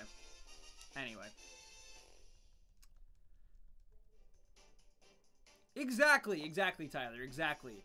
That's the thing. It's like, I am seriously, like, so grateful to everybody who shows up and watches these streams and helps me continue to do what I do. Because, again, like, the donations, they really do help. And I won't lie. I can't lie about that. But the fact that you guys still show up, even if you're not donating, that is what literally keeps me able to do this. If only 5 people watched my streams and they all were donators, but only 5 people showed up, I don't know if I could justify just doing that, like, full time, like I still am, right? So it's like, it really is. You guys have so much more power, but obviously if someone donates on a stream, it's much easier and it's much, you know, more obvious for me to shout that person out than shout out every individual person. And so I try my best, of course, to you know, hit up everybody and address, you know, whatever they're saying. And I actually want to hear, like, all your guys' stories and all your guys' thoughts on the games and stuff. But sometimes I miss certain things in the comments and in the chat, and that's just unfortunately a part of streaming. But yeah. Ultra Beast can be shiny hunted. I can't say. Can't say.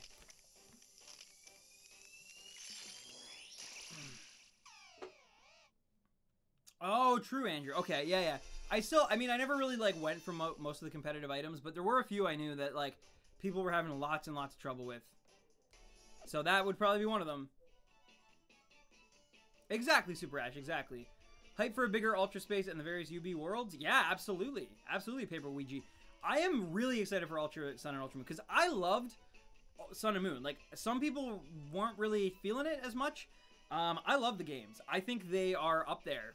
I think they're top three best, like, core generations.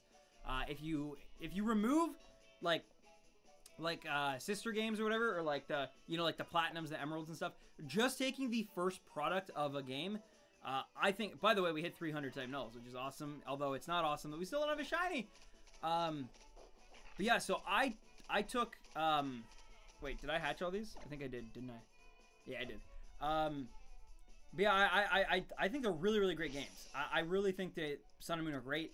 So I've heard Ultra Sun and Ultra Moon are just like better versions of those games, basically. And so, like, I'm really excited about that. And I'm excited for the extra little stuff. Because, you know, there's even, like, there are Ultra Sun and Moon, like, nods and, like, Easter eggs in Pokemon Sun and Moon. And I will prove it to you right now. Because check this out. Watch the Gladion, like, on the Type Null stream. So you came. I guess I've got to thank you again for all you've done for my family, especially for Lily. I never knew she could smile like that. My mother's desires to reach Nihil Ego, and what she did in order to achieve that goal, I know she was completely out of control, but that doesn't mean I can't understand it. It was my father who started it.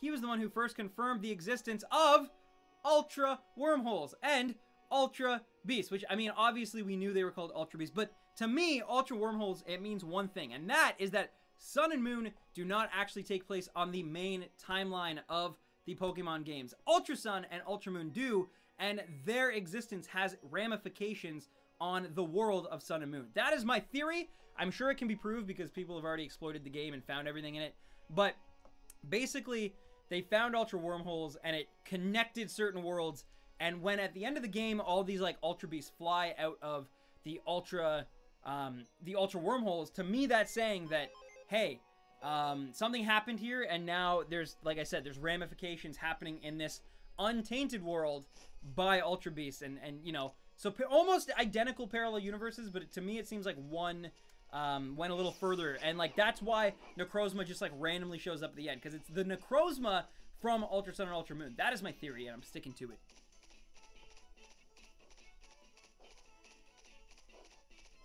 Been going for an hour. YJ Moes. I found 10 focus bands I needed for my competitive Glysaur to evolve. Oh, true. Yeah. Can't forget Ultra Lord.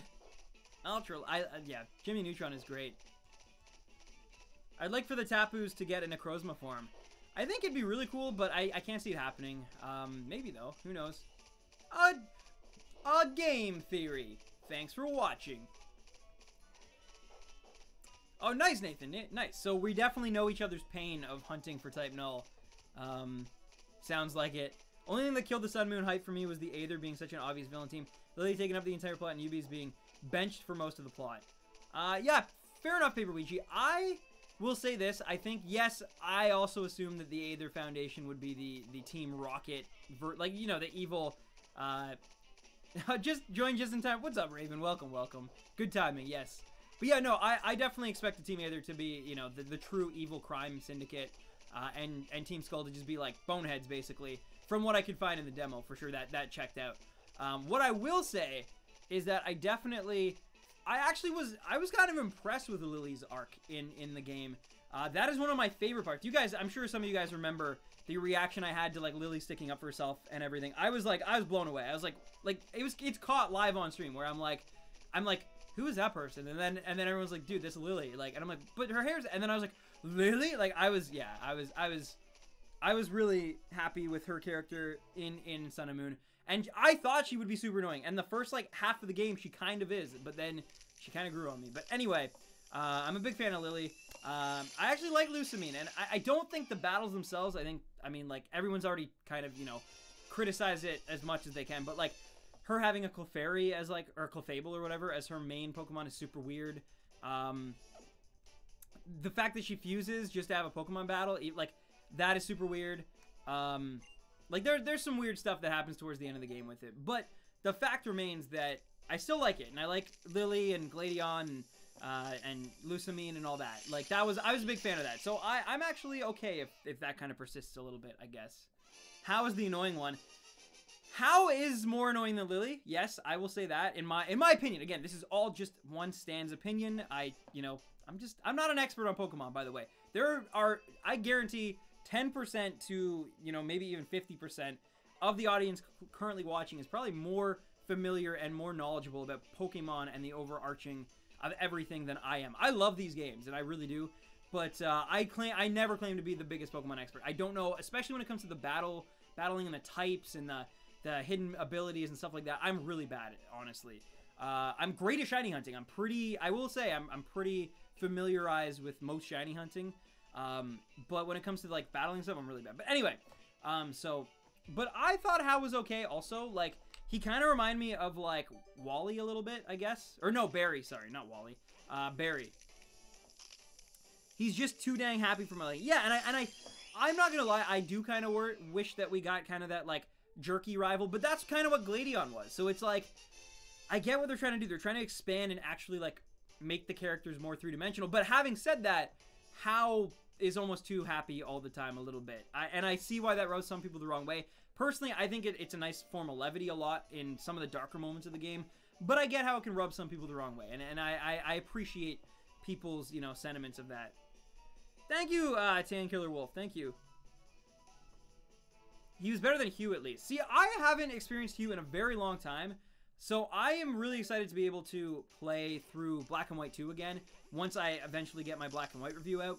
Because I've heard some people love Hugh and some people hate him. And to me, I remember him being kind of forgettable, honestly.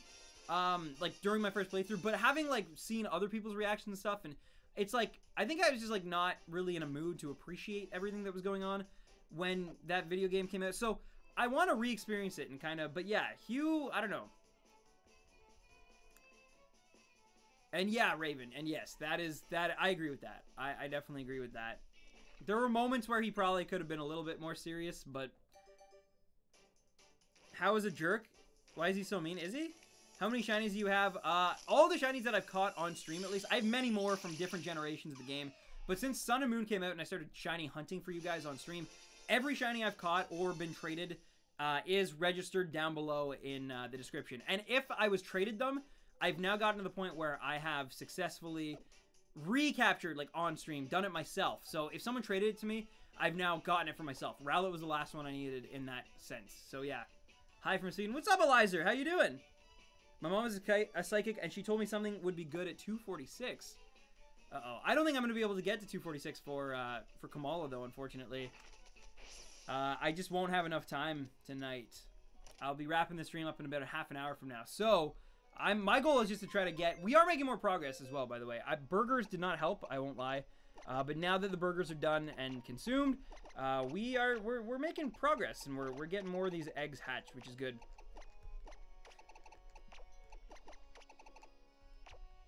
All right, boom, boom. I'm calling it again. 126. You're calling 126, eh? That is. I'll tell you what. I'll name it after you if you can get it at 126. That is a crazy bet. Oh, really, Raven? I'm actually pretty excited for it, honestly. I definitely, though, I do know that, like, overall for most people, and, like, even compared to Sun and Moon, my hype is definitely not as much as it was. Like, Sun and Moon, my hype was, like, here, and, like it's not even registered on the screen that you can see. And Ultra Sun and Ultra Moon is, like, here. It's still at the top, but it's, like, Sun and Moon were crazy, you know? Of course, Nathan. Good luck on your shiny type null. Also, I need to remember to keep running. Am I the only one who's guilty of naming their old rival something I shouldn't have? I think I might have done it for, like, Silver, or, no, sorry, Ruby and Sapphire, like, that generation. Other than that, though, I've always pretty much named them something, like, either normal or, something random, I guess? I don't know. Why aren't you... Okay, there we go. Dylan, I can't talk about Team Rainbow Rocket much, just because we're trying to avoid spoilers here. The game's not out yet for everybody, and I want to go into it kind of as blind as I can, too. So I'd appreciate not revealing any spoilers or sensitive information if possible, my friend. Yeah, fair enough, Raven, fair enough. I'm personally really excited for them still, though. I'm really, really excited. Also, I'm excited just to get rid of the... Hey, Real Jeff the Killer, thank you for the sub, and welcome to the Stampede, my friend.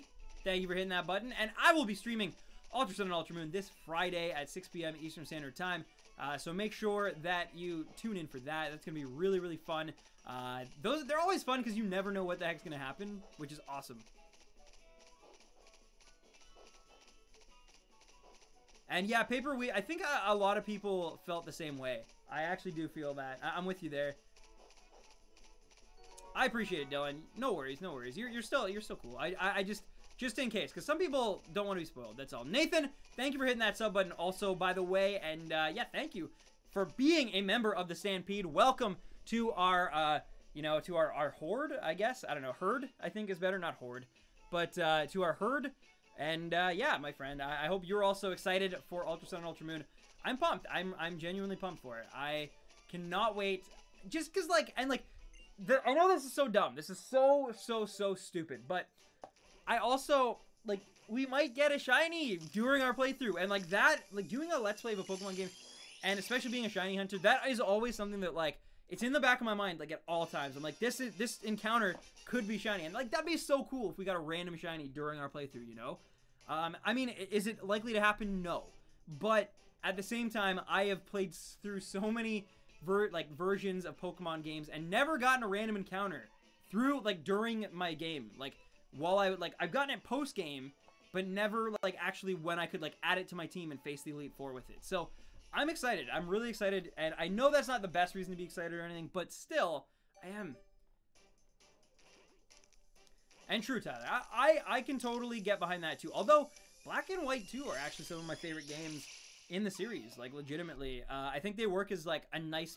I think both games together work really, really well. And I think it was smart the way they did it. But, yo, what's up, Zane? How's it going, man? But, yeah, I definitely understand where you're coming from, too, though. Like, I get it, and... Definitely, obviously, I think myself and many other people around the world prefer a real core entry in the series, right? Like, new Pokemon, new shinies, new mechanics, yeah. Oh, nice, Raven, nice. Yeah, I mean, hey, it happens. It happens to the best of us, you know? But that's funny. That's actually really funny. I got a random... What? You got a random shiny Delmise, Nathan. Are you serious? That is one of the trickiest shinies to get, especially in the wild.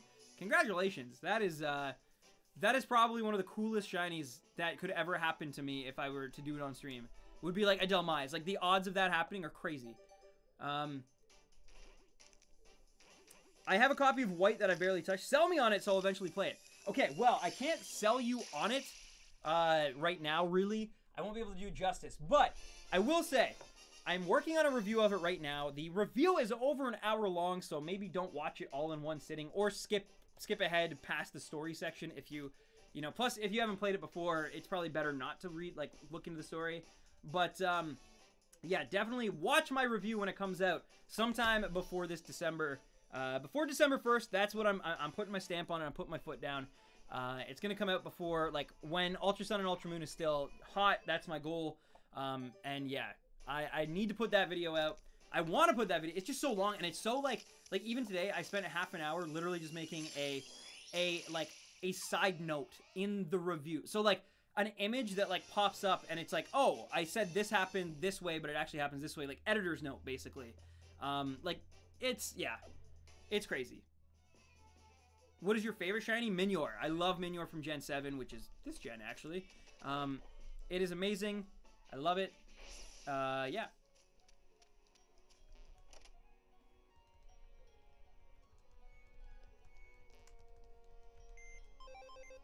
If you were to join and become the right-hand man of one of the organizations, Team Rocket, Team Plasma, etc., which would you join? Oh, interesting, interesting.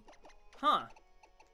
If I had to join an evil organization, which one would I want? Like, okay, so the one I would want to join, because I think that, like,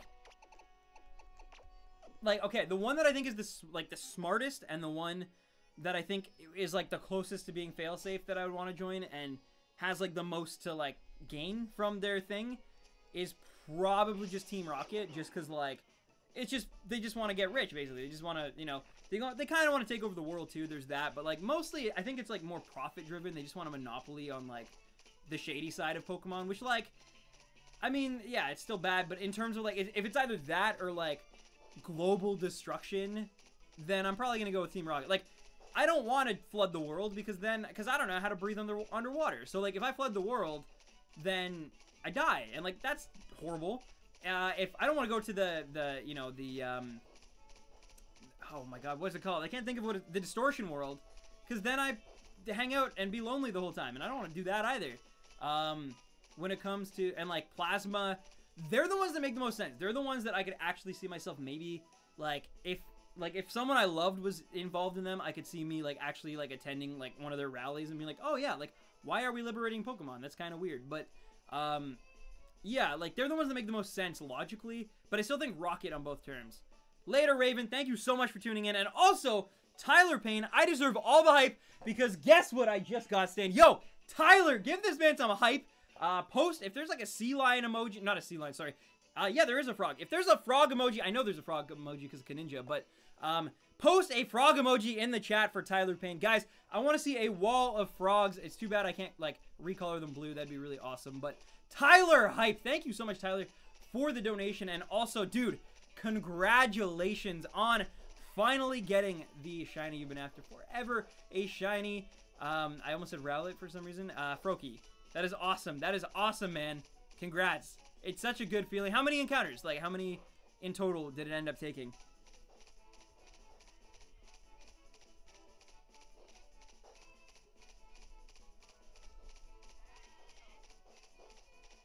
Later, Sean, if you're heading out. Thank you for tuning in, and thank you guys for all of those frogs. Beautiful, beautiful. Tyler deserves every frog in the pond.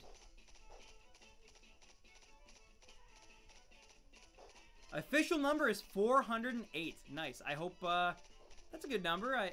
I don't think I'm going to hit that on either one of these games. I was going to say, I hope I get mine in less time for Komala, but, I mean, realistically, like, I'll just be lucky to get it under 200.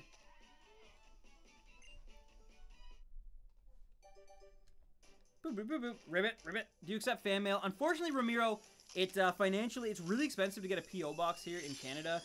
At least in my province it is. So unfortunately, I don't have one. It doesn't make sense financially to do it. But I do appreciate that you would even consider doing something like that. That's really cool to me. And if more and more people, you know, would want to send fan mail or whatever, then I would definitely consider it, you know? I just don't think the demand has really been there enough. If you were to create your own organization, what would you call it, and what legendary Pokemon would you search for? Well, you don't have to search for a legendary Pokemon, right? Like, I don't think Team Rocket actually searched for any legendary Pokemon. They got lucky, and there was some Mewtwo stuff. Well, actually, you're kind of right, actually. They did, I guess, technically. Okay, you win. But no, if I guess I would probably want to go for Celebi, because, like, I feel like time travel is, because, like, think about it this way. Even if you, like, if you go for Celebi as the Pokemon that you're after, if you get caught by the protagonist in the game, but you successfully do manage to get Celebi, because, like, a lot of these like the organizations, they managed to get their hands on the legendary Pokemon. Like, you know, they got, like, Cyrus got to see Giratina and Mesprit, and also captured Mesprit, Uxie, and Azelf. Like, Getz has got to see, like, Reshiram and Zekrom in, you know, whatever order it is. So, like, they usually get their hands on them, but then it's, like, something happens or they go wild or whatever. And, like, mine would definitely be finding a way to be able to harness Celebi, because, like, if you ended up having time travel, you could literally, like, stop the protagonist from ever becoming a Pokemon trainer or something. You know what I mean? Like, I think it'd be a little morbid to, like, go back in time and, like, hurt a kid. But I mean, like, you could just make it so that, like, I don't know. I'm trying to think of a PG way that you could stop, like, just make their, like, father or mother become something else profession, and, like, I don't know. The fact is, though, you could change it so that you never, like, get caught. So even if you get caught, you can go back in time and, like, keep... So you never end up... Your plans would always exist. And, like, that's the thing. Is like, so you'd say, like, well, if the protagonist didn't do this, maybe you wouldn't have done that. But if you have Celebi, then you are in control. Like, you have, like... So you are, like, devoid of all the timelines having a ramification on you. You're, like, the one person who's, like, exempt from that rule, I guess, basically, of, like, time travel. Would you ever do a playthrough of Cuphead? Maybe... But, I don't know. Heard it's really, really difficult. And I am someone, I definitely, when I play games and they're, like, being too much of a pain in the butt, I definitely can sometimes have a temper. I won't lie about that. So,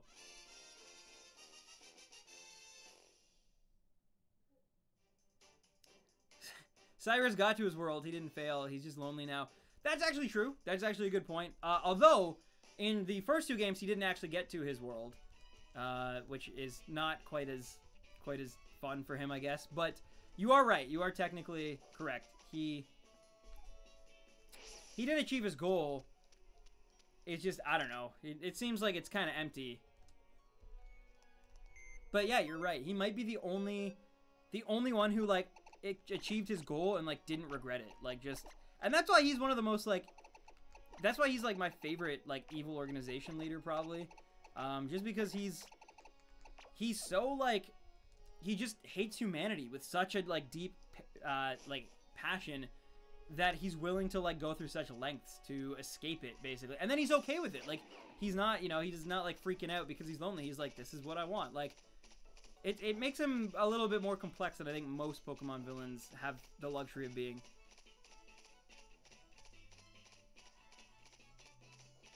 That's true, though, Bunny. That's true. Good point. What is your prediction for your shiny type Null? If I'm going to be, like, logical, probably not going to happen. We have, like, 20 minutes left in the stream, and still, like, it could happen, for sure. Probably not going to happen, though. I'm definitely banking, hopefully, more on Komala at this point, because, yeah, type Null is, I mean, the odds are 1 in 4,000. We're only at 321. Is it doable? Yes, it absolutely is, and we've had crazier luck happen to us before. But, I don't know, I feel like there's definitely much more of a chance that we're going to end up with Komala in these next 20 minutes.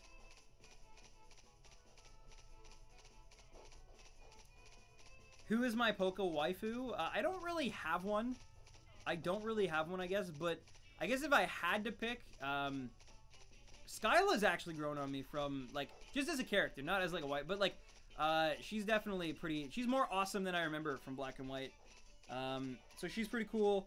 But probably Claire. Claire's, like, probably my favorite, like, I guess, female character in, like, I think all of, like, Pokemon. I'm trying to think if there's any female character who I'm, like, Cynthia's obviously, like, Cynthia's a badass. Like, Cynthia's really cool and stronger than Claire, but, like, Claire is really, really strong and really, really frustrating to battle, which is, like, makes her more memorable in my mind. And also, she's, like, got a bit of this, like, weird personality to her. Like, it kind of reminds me of, like, an anime where she's so, like, mean and she's so, like, you know, brooding and stuff, and then, like, you find out in Crystal about, like, or I guess Soul Silver and Heart Gold too, where she doesn't want to, like, relinquish the badge, and she's actually just kind of a brat about everything. So I don't know.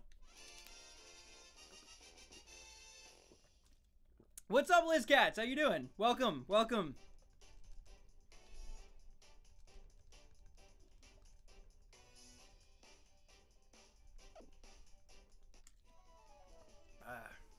Over 3,000 on type Null. Gulp.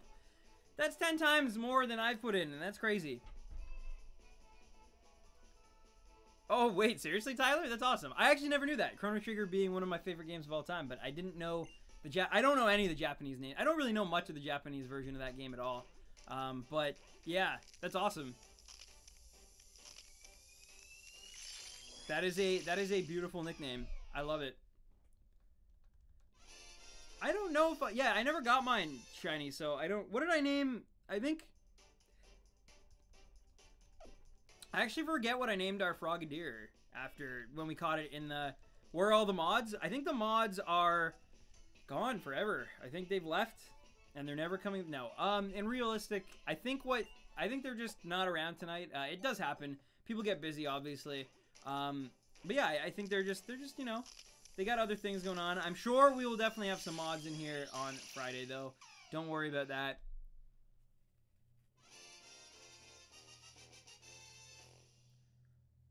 Thoughts on Midday Lycanroc being event exclusive?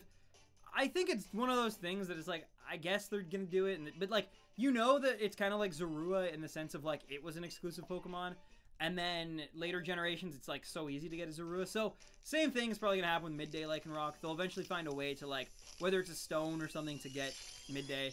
Yeah. But I'm excited. I think it's cool. I mean, I will always take a new form and new, like, in these, like, kind of, like, in-between games, like, between generations, always will I take something new over just regurgitation, right? So...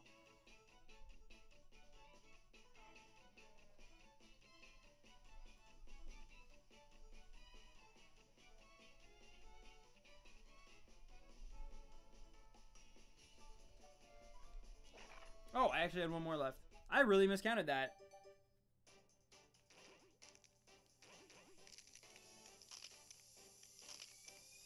Oh, yeah, Andrew. Yeah. No, he's, Cyrus is crazy. Cyrus is actually, but he's awesome. But I will say, I really want to replay, Black and White 2, because from what I remember, I really enjoyed Colress's, role in those games. And so, yeah, I'm actually really excited to get back into that. Hugh, I don't really remember much of him, but I do remember a lot of Colress, so, yeah. I thought that was actually a shiny type null for a sec. Oh my god, okay, it's not. It's not. 326, but, my heart was pounding there for sure.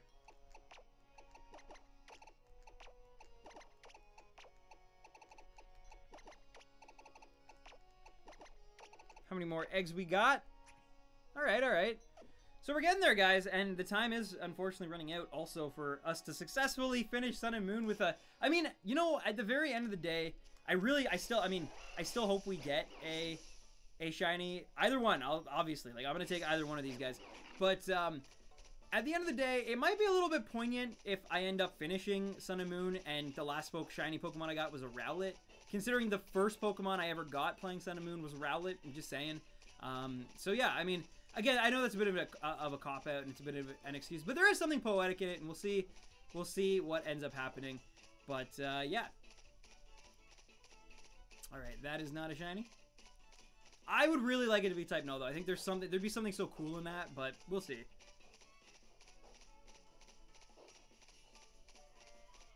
Andrew, I won't lie to you, I really didn't get to see a lot of the Diamond and Pearl anime.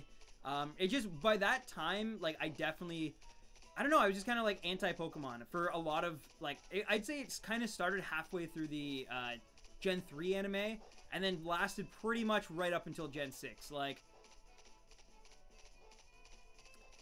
Should I switch over to mod mode? I think you're okay, Zane, I think you're alright. We had, like, I think we had one troll and one person who was just, like, wanting attention, but I think I'm okay. If you see anything, though, and you're like, if you see anything too bad going on, then definitely get on. But so far, I mean, we don't have that much time left in the stream anyway, so it's like, it's up to you, man. When you get toffee cheesecake and the handle of your spoon dips... Oh, demon. I mean, I've never even had toffee cheesecake, so I want to try that. So whenever I visit, you know, Europe, I know Europe's a pretty big place, but you better introduce me to toffee cheesecake. Later, Dylan. Thank you so much for tuning in. I hope you have a fantastic rest of your night. I hope to see you on Friday for Ultra Sun and Ultra Moon. And if not, have a beautiful and great weekend. And I'll see you around, I hope. Still no shiny. I have gone for type null on and off for like 4 months. It took me forever to finally decide to go for it. But, and again, this is one of those ones, even if we don't successfully get type null in this game, in this hunt, in the next, like, you know, 10 minutes, it's okay, because I will obviously go after the thing in Ultra Sun and Ultra Moon, and I could even dual soft reset, because now I have this one in Moon, so in some ways it's even like, you know, it might even be more fun to watch, so I don't know, we'll see what happens, of course. But again, Shiny Gods, if you're listening, I would love a chance of getting a shiny type null, like, now. Like, this would be really cool. Does Golett evolve? To go lurk, I think, right?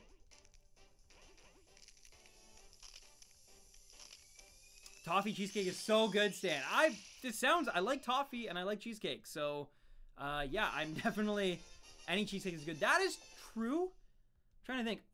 Will see, not if they mix it with a flavor that you dislike, but you are still correct at your core, Zane. You were right, because it's not the cheesecake's fault that, like, I don't like, you know, like coconut, for example, or pumpkin. Even though I kind of actually have grown on pumpkin, but as a kid, I really didn't like pumpkin. Sometimes, like, during the fall, my relatives would bring, like, to, like, Thanksgiving and stuff, they'd bring, like, a pumpkin cheesecake, and I'd be like, ugh. But now, obviously, I'm, like, I'm a little bit more receptive to it.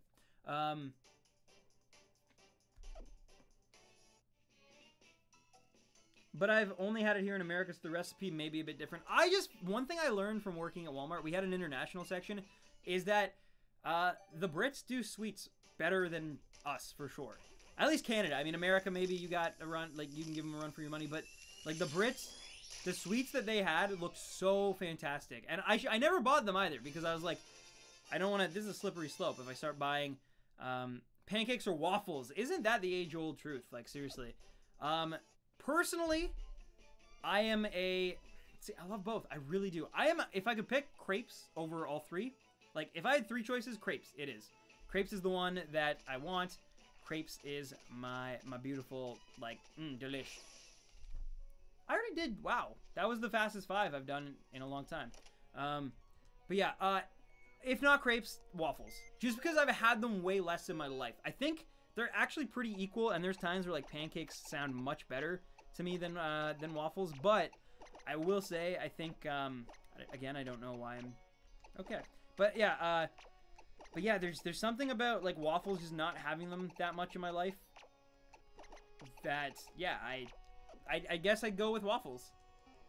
Why not both? True. But yeah, crepes are my favorite by far. Actually, I might text my girlfriend after this stream and be like, hey, would you like to go for breakfast tomorrow before I work on my black and white review so we can get crepes or waffles? Because now you've made me hungry and I just ate burgers. How's that even possible?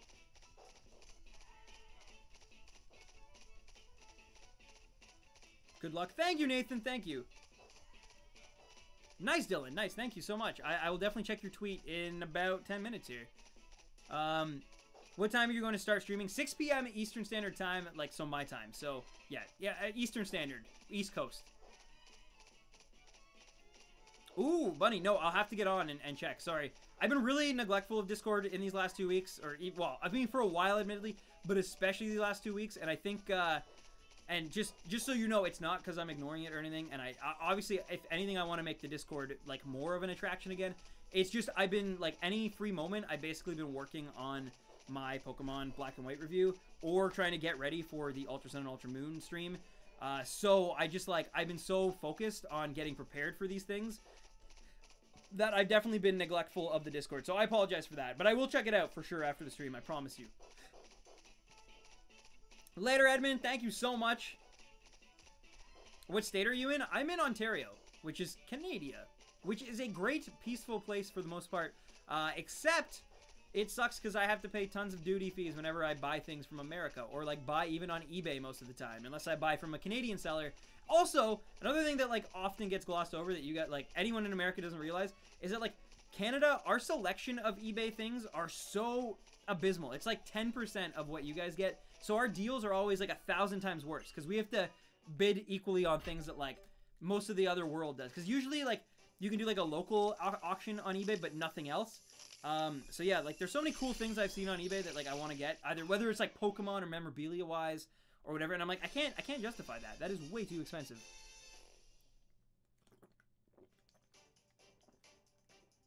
That's true, actually, D-Man. Good analysis there. Yeah, I want sugar. No, it's bad. I've actually been eating, like, a lot better ever since, like, the summer ended, I would say, like, since September. But, like, these last, like, 2 weeks, I've started, like, kind of falling off again, and have been eating a lot more sugar. And it's addictive, man. It's addictive. I will say that. Litten, Rowlet, or Popplio. I don't know. I'm actually going to, I think, put up a poll immediately after this stream, if we don't get a shiny, on my Twitter, and asking you guys, should I do Popplio or Litten? I'm not doing Rowlet, because I already did Rowlet for my original playthrough. So I want to experience a different starter. I want to bond with a different starter that's not my...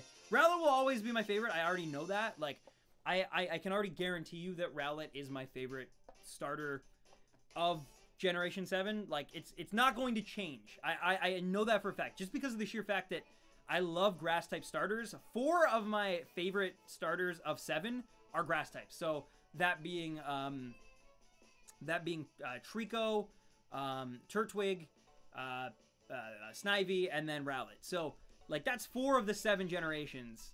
So, obviously, I'm a little biased there. And owls are my favorite animal. Like, snowy owls, specifically. But, yeah, I love snowy owls. And yeah, so... It's like a match made in heaven for me. Is it like a grass-type starter user plus owl lover... And it's the best owl we've ever gotten in a Pokemon game. Like, I think the only competition is Hoot Hoot and Noctowl. And I actually like Noctowl quite a bit.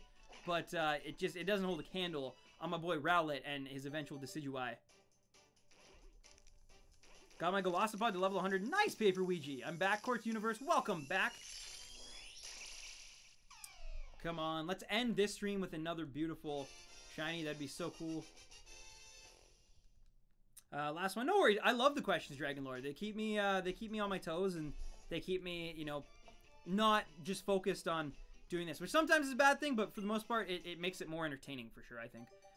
If you were to become any Pokemon, Legendary or Ultra Beast included, which one would it be? I've always said I'd become an Alakazam because it's got an IQ of 5. I think it's 500. Some people have said 5,000. The point is, it's super smart. It has opposable thumbs, which is very important. It can teleport, communicate via telekinesis, like in English, and probably every language, because like such a high IQ. So that would be my choice. Alakazam for sure. And I'd have a sweet mustache. Like, come on. What's not to love? Alakazam! Plus, I mean, he sounds awesome. He's got a deep, very, you know, gravelly voice. I love it. Bless, you're still going. Saw the notification while working. I was afraid I would miss it. No worries, Nora. Welcome, welcome. How you doing? Nathan Marin. Yo, Video Master. Welcome. Welcome, my friend. Bulbasaur was my first starter. Zane, you are truly a unicorn, my friend. Sorry. And I mean that in the best way possible. I mean, that is so rare to pick Bulbasaur in red and blue back in the day. Like, now I feel it's like I've done the same thing, but even when I was like younger, I definitely would have picked Charmander or Squirtle over Bulbasaur, just because like the amount of attention. But like proud of you, man. I'm proud of you, is what I'm trying to say. Alakazam cannot learn more than 4 moves, though. That is true. That is true. But I don't really care. I really don't care, because I just mean on an overall sort of, you know, basis, I think it's the smartest way to go. It's the only one where I feel like it would actually put me, like, it's even a more, like, enlightened version of a human, almost, I guess. I don't know. Later, Dragon Lord. Thank you so much for tuning in. I really do appreciate it. Hope to see you on Friday for the Ultra Sun and Ultra Moon stream, of course. Yeah, thank you so much for the questions. Take care of yourself. And if I don't see you, take a great... Can I throw a spoon at Stan from meanness? I mean, I guess you can. I guess you can. Well, Andrew, I think, yeah, you're right. You're right.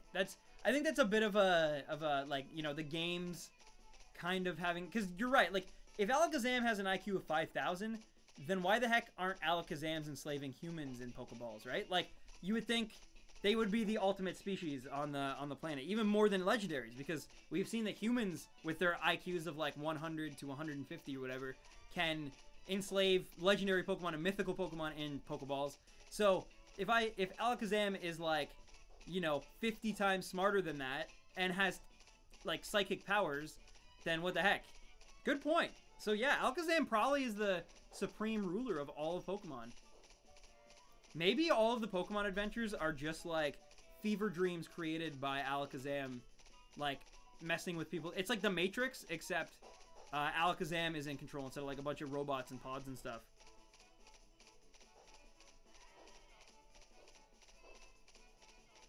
Stan, if you were an Alakazam, you'd be surrounded by stupid people all the time. I mean, it'd be like being surrounded by a bunch of my current selves, right? So it's fine, it's fine. Or maybe I just live amongst the Alakazams. By the way, so this is going to sound so weird. You guys are going to... I'm definitely going to get judged a little bit for this, but one of my favorite pastimes recently is like, after I'm done editing like black and white and I go to bed and I'm like, I'm done for the count, right? Sometimes I'll like watch anime on Crunchyroll, or sometimes I'll watch just whatever on Netflix or something. But recently, my like guilty pleasure has been watching documentaries about people who live with like wildlife.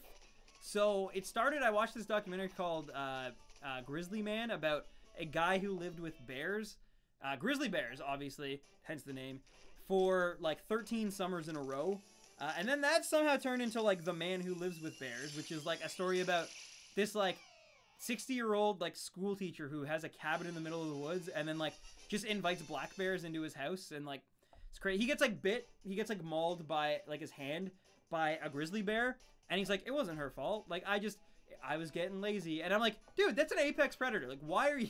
Anyway, and then I watched one today. It's called like, they're all on YouTube, by the way. You can find all these on YouTube. And then I watched one today called, it was quicker. It was like a 20-minute documentary. And I did it while I was like eating my breakfast.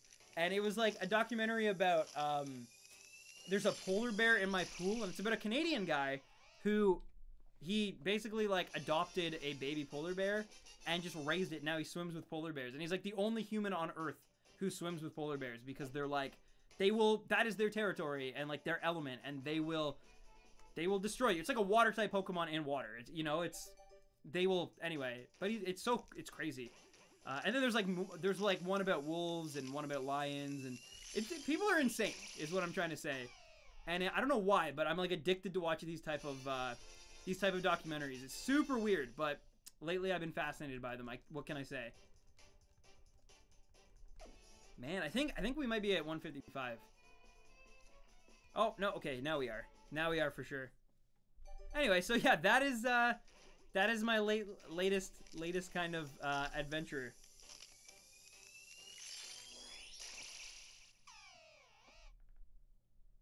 Hello, welcome back, Blade. Listen, MatPat needs to work with Stan because Stan makes the best theories by not trying to. Oh my god. Well, I was actually like, one of my videos was featured in 2 game theory episodes. True story. Not on purpose, though. Wait, wow, I really miscounted that. Did you miss? Of course, Bladen, of course. Well, Stan, I gotta go by. All right, no worries, Lucas. I meant to wrap it up around this time anyway, but I'm gonna keep going until I hatch all of the remaining eggs in my Komala stockpile. So we'll just keep going until then. But either way, thank you so much. Have a great rest of your night, Lucas. Hope, again, I know I keep repeating myself, but it's true. I really do hope I see all you guys on Friday, including you, Lucas. And yeah, I'm excited, man. I'm excited for this. It's so close, guys. Like, a new Pokemon adventure is so close. Anyway, that's a crossover I'd watch. Well, you know what you got to do. You got to write into Congress, tell them, call up, you know, your local congressperson and tell them, hey, why isn't Stan on Game Theory yet? And, you know, we need to overturn this, and that will hopefully do it. Oh my god, I just realized too, I didn't plan this, but I have a perfect amount to do 2 more batches of eggs. That's awesome.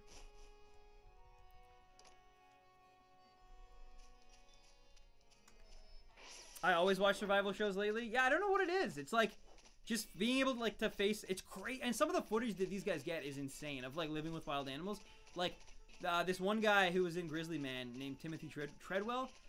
He recorded like an actual fight, like so close to 2 male grizzly bears fighting over like a female, and it's insane. It's like 2 like 1,000-pound beasts. Like they're fully grown. Like they are like adult grizzly bears going at each other. And he's just like standing nearby, and he's like, I love you, and it's like, it's crazy, it's crazy. He eventually, by the way, guess how he died, Timothy Treadwell. It probably won't shock you. Yes, Bunny, yes. I've been watching a lot of Naruto in the past week. Have you been watching Naruto or Boruto's dad? As soon as this is finished, I will get my shiny null. Nice, Nathan. I hope one of us does, my friend. Or, I mean, ideally both, but you know what I mean. I hope at least, like, if I can't manage, I hope you do. Sasuke! I don't know if... yeah, I can't really do Naruto. Believe it! I can't make... I actually have a pretty naturally raspy voice, also, and, like... I definitely still cannot get that like, Naruto smokers, like... You want to watch Black Clover with me. It has a main character that loves to shed a lot. I've heard of Black. I actually added it to my Crunchyroll queue, and as I usually do, I'm not gonna I wasn't gonna watch it until after like the season was done or whatever, and then I'd catch up so I can binge watch. But like, yeah, I've heard I shouldn't do that because I've heard it's an awful adaptation, and the character screams, and there's like some weird brother-sister love going on, and that doesn't sound like a Stan type of anime for me.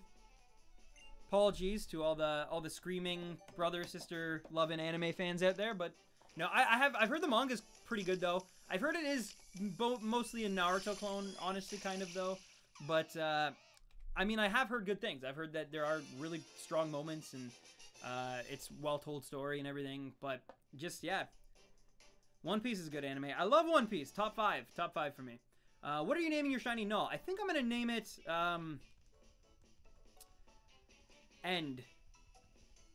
Ender, maybe? I don't know. Why not make a new corner of your channel called Stanime? Well, I already have one channel that I kind of neglect, so throwing a third one into the mix probably is bad. It's his church sister? Okay, fair enough. I don't know. I just saw the internet memes and stuff. I'm sorry, but it still sounds like it just the screaming alone kind of sounds like, maybe it's not the thing for me. Black Clover is very funny. Fair enough, fair enough. How come they don't have Naruto Shippuden? They did on Netflix. Maybe they got rid of it. I don't know. Maybe they lost the license. They definitely did in Canada, for sure.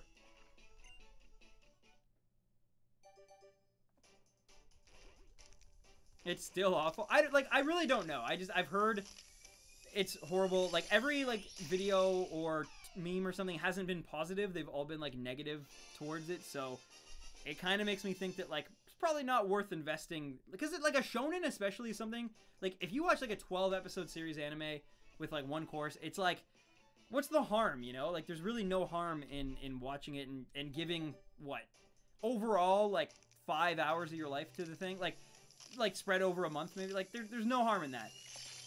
But to, oh, wait, I'm one off. But to, like, do it for a shonen where it's, like, this thing's gonna go on probably 300 episodes. Although, again, Black Clover, I don't know if it will, but, you know, that's a lot. Hey, bro, what's up, Chase 3DS? How you doing? It's still better than Beat the Vandal Buster. Probably the most generic shonen ever conceived. I've never even heard of that, so fair enough, dude. I hope I got my shiny Null, and I'm thinking about naming it in honor of my dog. I think that's a perfectly great way to name a Pokemon. Yeah, I like it. Unless your dog's name is like Bill Maher or something, then maybe not. But otherwise, by the way, that's not any criticism of Bill Maher. That's just me saying that, like, maybe don't name it after that specific human. Wolf Rain is a really good anime, only 30 episodes long. Yeah, no, I've heard that one's pretty good. I recently just got caught up on the first half of Fate. I hope I'm pronouncing this right. Fate Apocrypha? Apocrypha? Anyway, I will say this. I watched it on Netflix, and I watched the dub, and it might be the best dub of an anime, like, show that I've ever seen. Like, series, I should say. Not movie. There's some films that are just amazing. There's no way about it. But yeah, like, in terms of the dubs, like, and in a series, because it's kind of shonen. I know it's more of like a battle royale type thing, but still. Anyway, it's fantastic. The English dub is, like, perfect. It's crazy. Yeah, fair enough, Blade. Fair enough. New Shokugeki no Soma, though. Yeah, I watched it last night. I'm all caught up on that. I love Food Wars.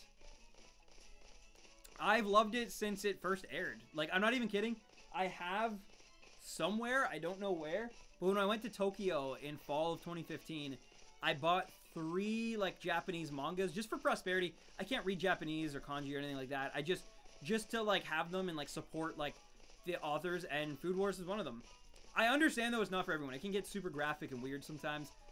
That is, like, having watched a ton of anime, I'm just kind of, like, a little more desensitized, but, like, I tried to, like, get my buddy Neon to watch it, and he tried, like, 3 times, because I'm like, it's actually really good. It's a great shonen. You like it, but he's like, I can't get it. I can't get past, like, the food weirdness, and I'm like, I understand that. Also, guys, by the way, We are on the final batch here of eggs. So we're gonna end at 165 Komala, apparently. We made a lot of progress today, admittedly, but it just unfortunately wasn't enough to be granted a shiny. Although, you know, there's still time, and I'm probably gonna take it to 360 for type null. And then that'll probably do it, guys. 165 and 360. When I hit those moments, I'm probably going to end the stream. I'm already 10 minutes longer than I usually go. That's true, Blade. Yeah, it is good. It is good. And I think it's what? Kari Walgren has been... I mean, I know Saber changes all the time, but I think she's the most recent one, I think. Anyway, and she's awesome. I think I'm going to go, Stan. I might come back before I go. One thing I'm hyped for. Yes, Quartz. Yes. All right. No worries, my friend. Hope you enjoyed today's stream. Sorry, or my Canadian just came out there. Sorry. Sorry for no, you know, no shiny, I think. I mean, we never know. We never know. We still got 5 more, well, technically 10 more chances here. So, we could. It could happen. It could happen. Also, I like how they both went at the same time there. All right. 356 and 161. Let's go. All right. Well, type null already. Yep. Okay. 4 more on one side.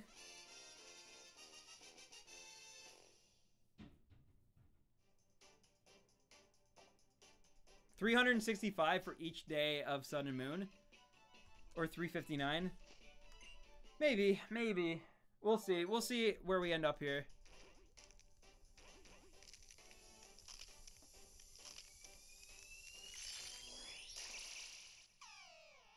All right. 162, guys.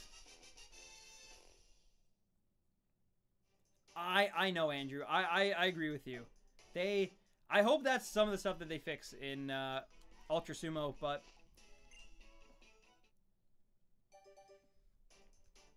but I'm glad we could, you know, hopefully I could entertain you. Like, you were, you know, a blast to chat with in the chat, so. What do you do with the Hashins that aren't shiny? I typically just throw them in my Pokemon bank, honestly. And eventually, I guess my plan will be to trade them to a game that I don't play and just fill up the PC box there. Yeah. So, like, I'll probably eventually put them all in my copy of Moon when my Pokebank gets full.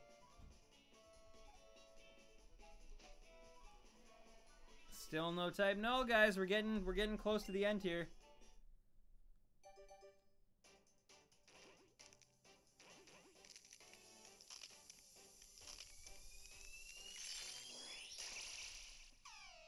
Ruh-roh. Komala's not looking... I mean, they're both not really looking good at this point, let's be honest. But, I mean, Komala is really, really not looking good at this point.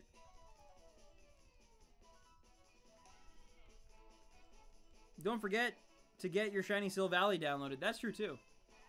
Anyone out there hasn't done that yet, including myself. That wasn't a Shiny Sil Valley, right? I didn't actually see the null. I was distracted. I love the memories of the Sun and Moon streams. Okay, yeah. No, it was just a regular type null. And a regular Komala. I believe that's the last Komala, unfortunately, too. I should have hyped that up more, but I was too busy looking at type null. So I think that might do it. So no Komala, I don't think. Nope. Okay. So ladies and gentlemen. Oh, why did I do that? Ladies and gentlemen, that is going to do it for Komala. But we have one more type null to get through today. You know what? I will do 365.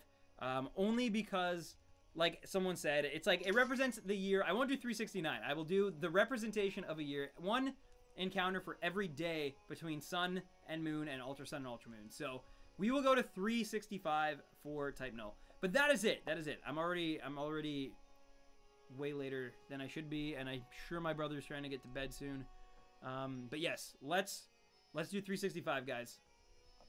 360 was a bust anyway, so it all worked out.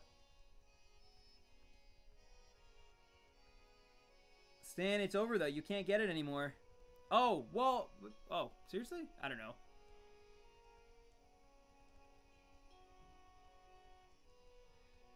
That's true, Blade, but what about you? Leap years, dude. What about leap years? Just kidding. 2017 wasn't a leap year.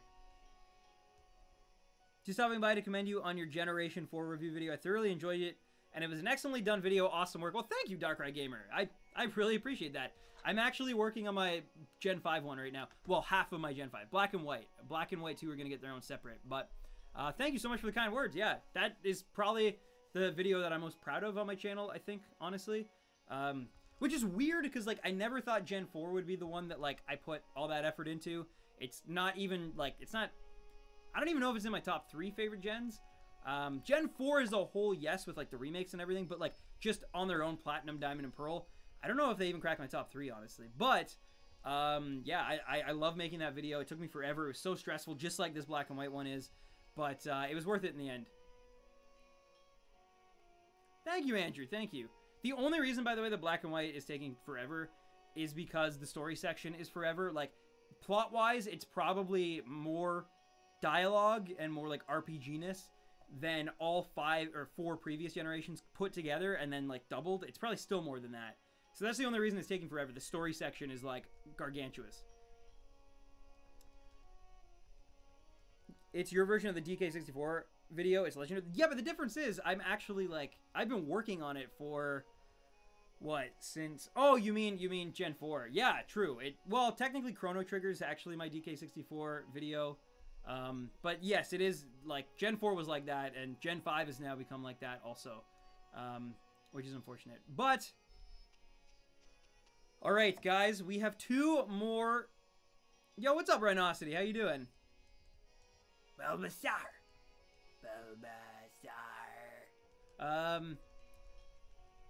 Yes, we're going to be doing 2 more type nulls here, 1 for each day that's passed since Sun and Moon to Ultra Sun and Ultra Moon. So here we go. 364 coming up right now. It is not shiny. It is not a shiny, which means coming down to the very last one. Churro Memer, thank you for the sub and welcome to the Stampede, my friend. It's the final countdown.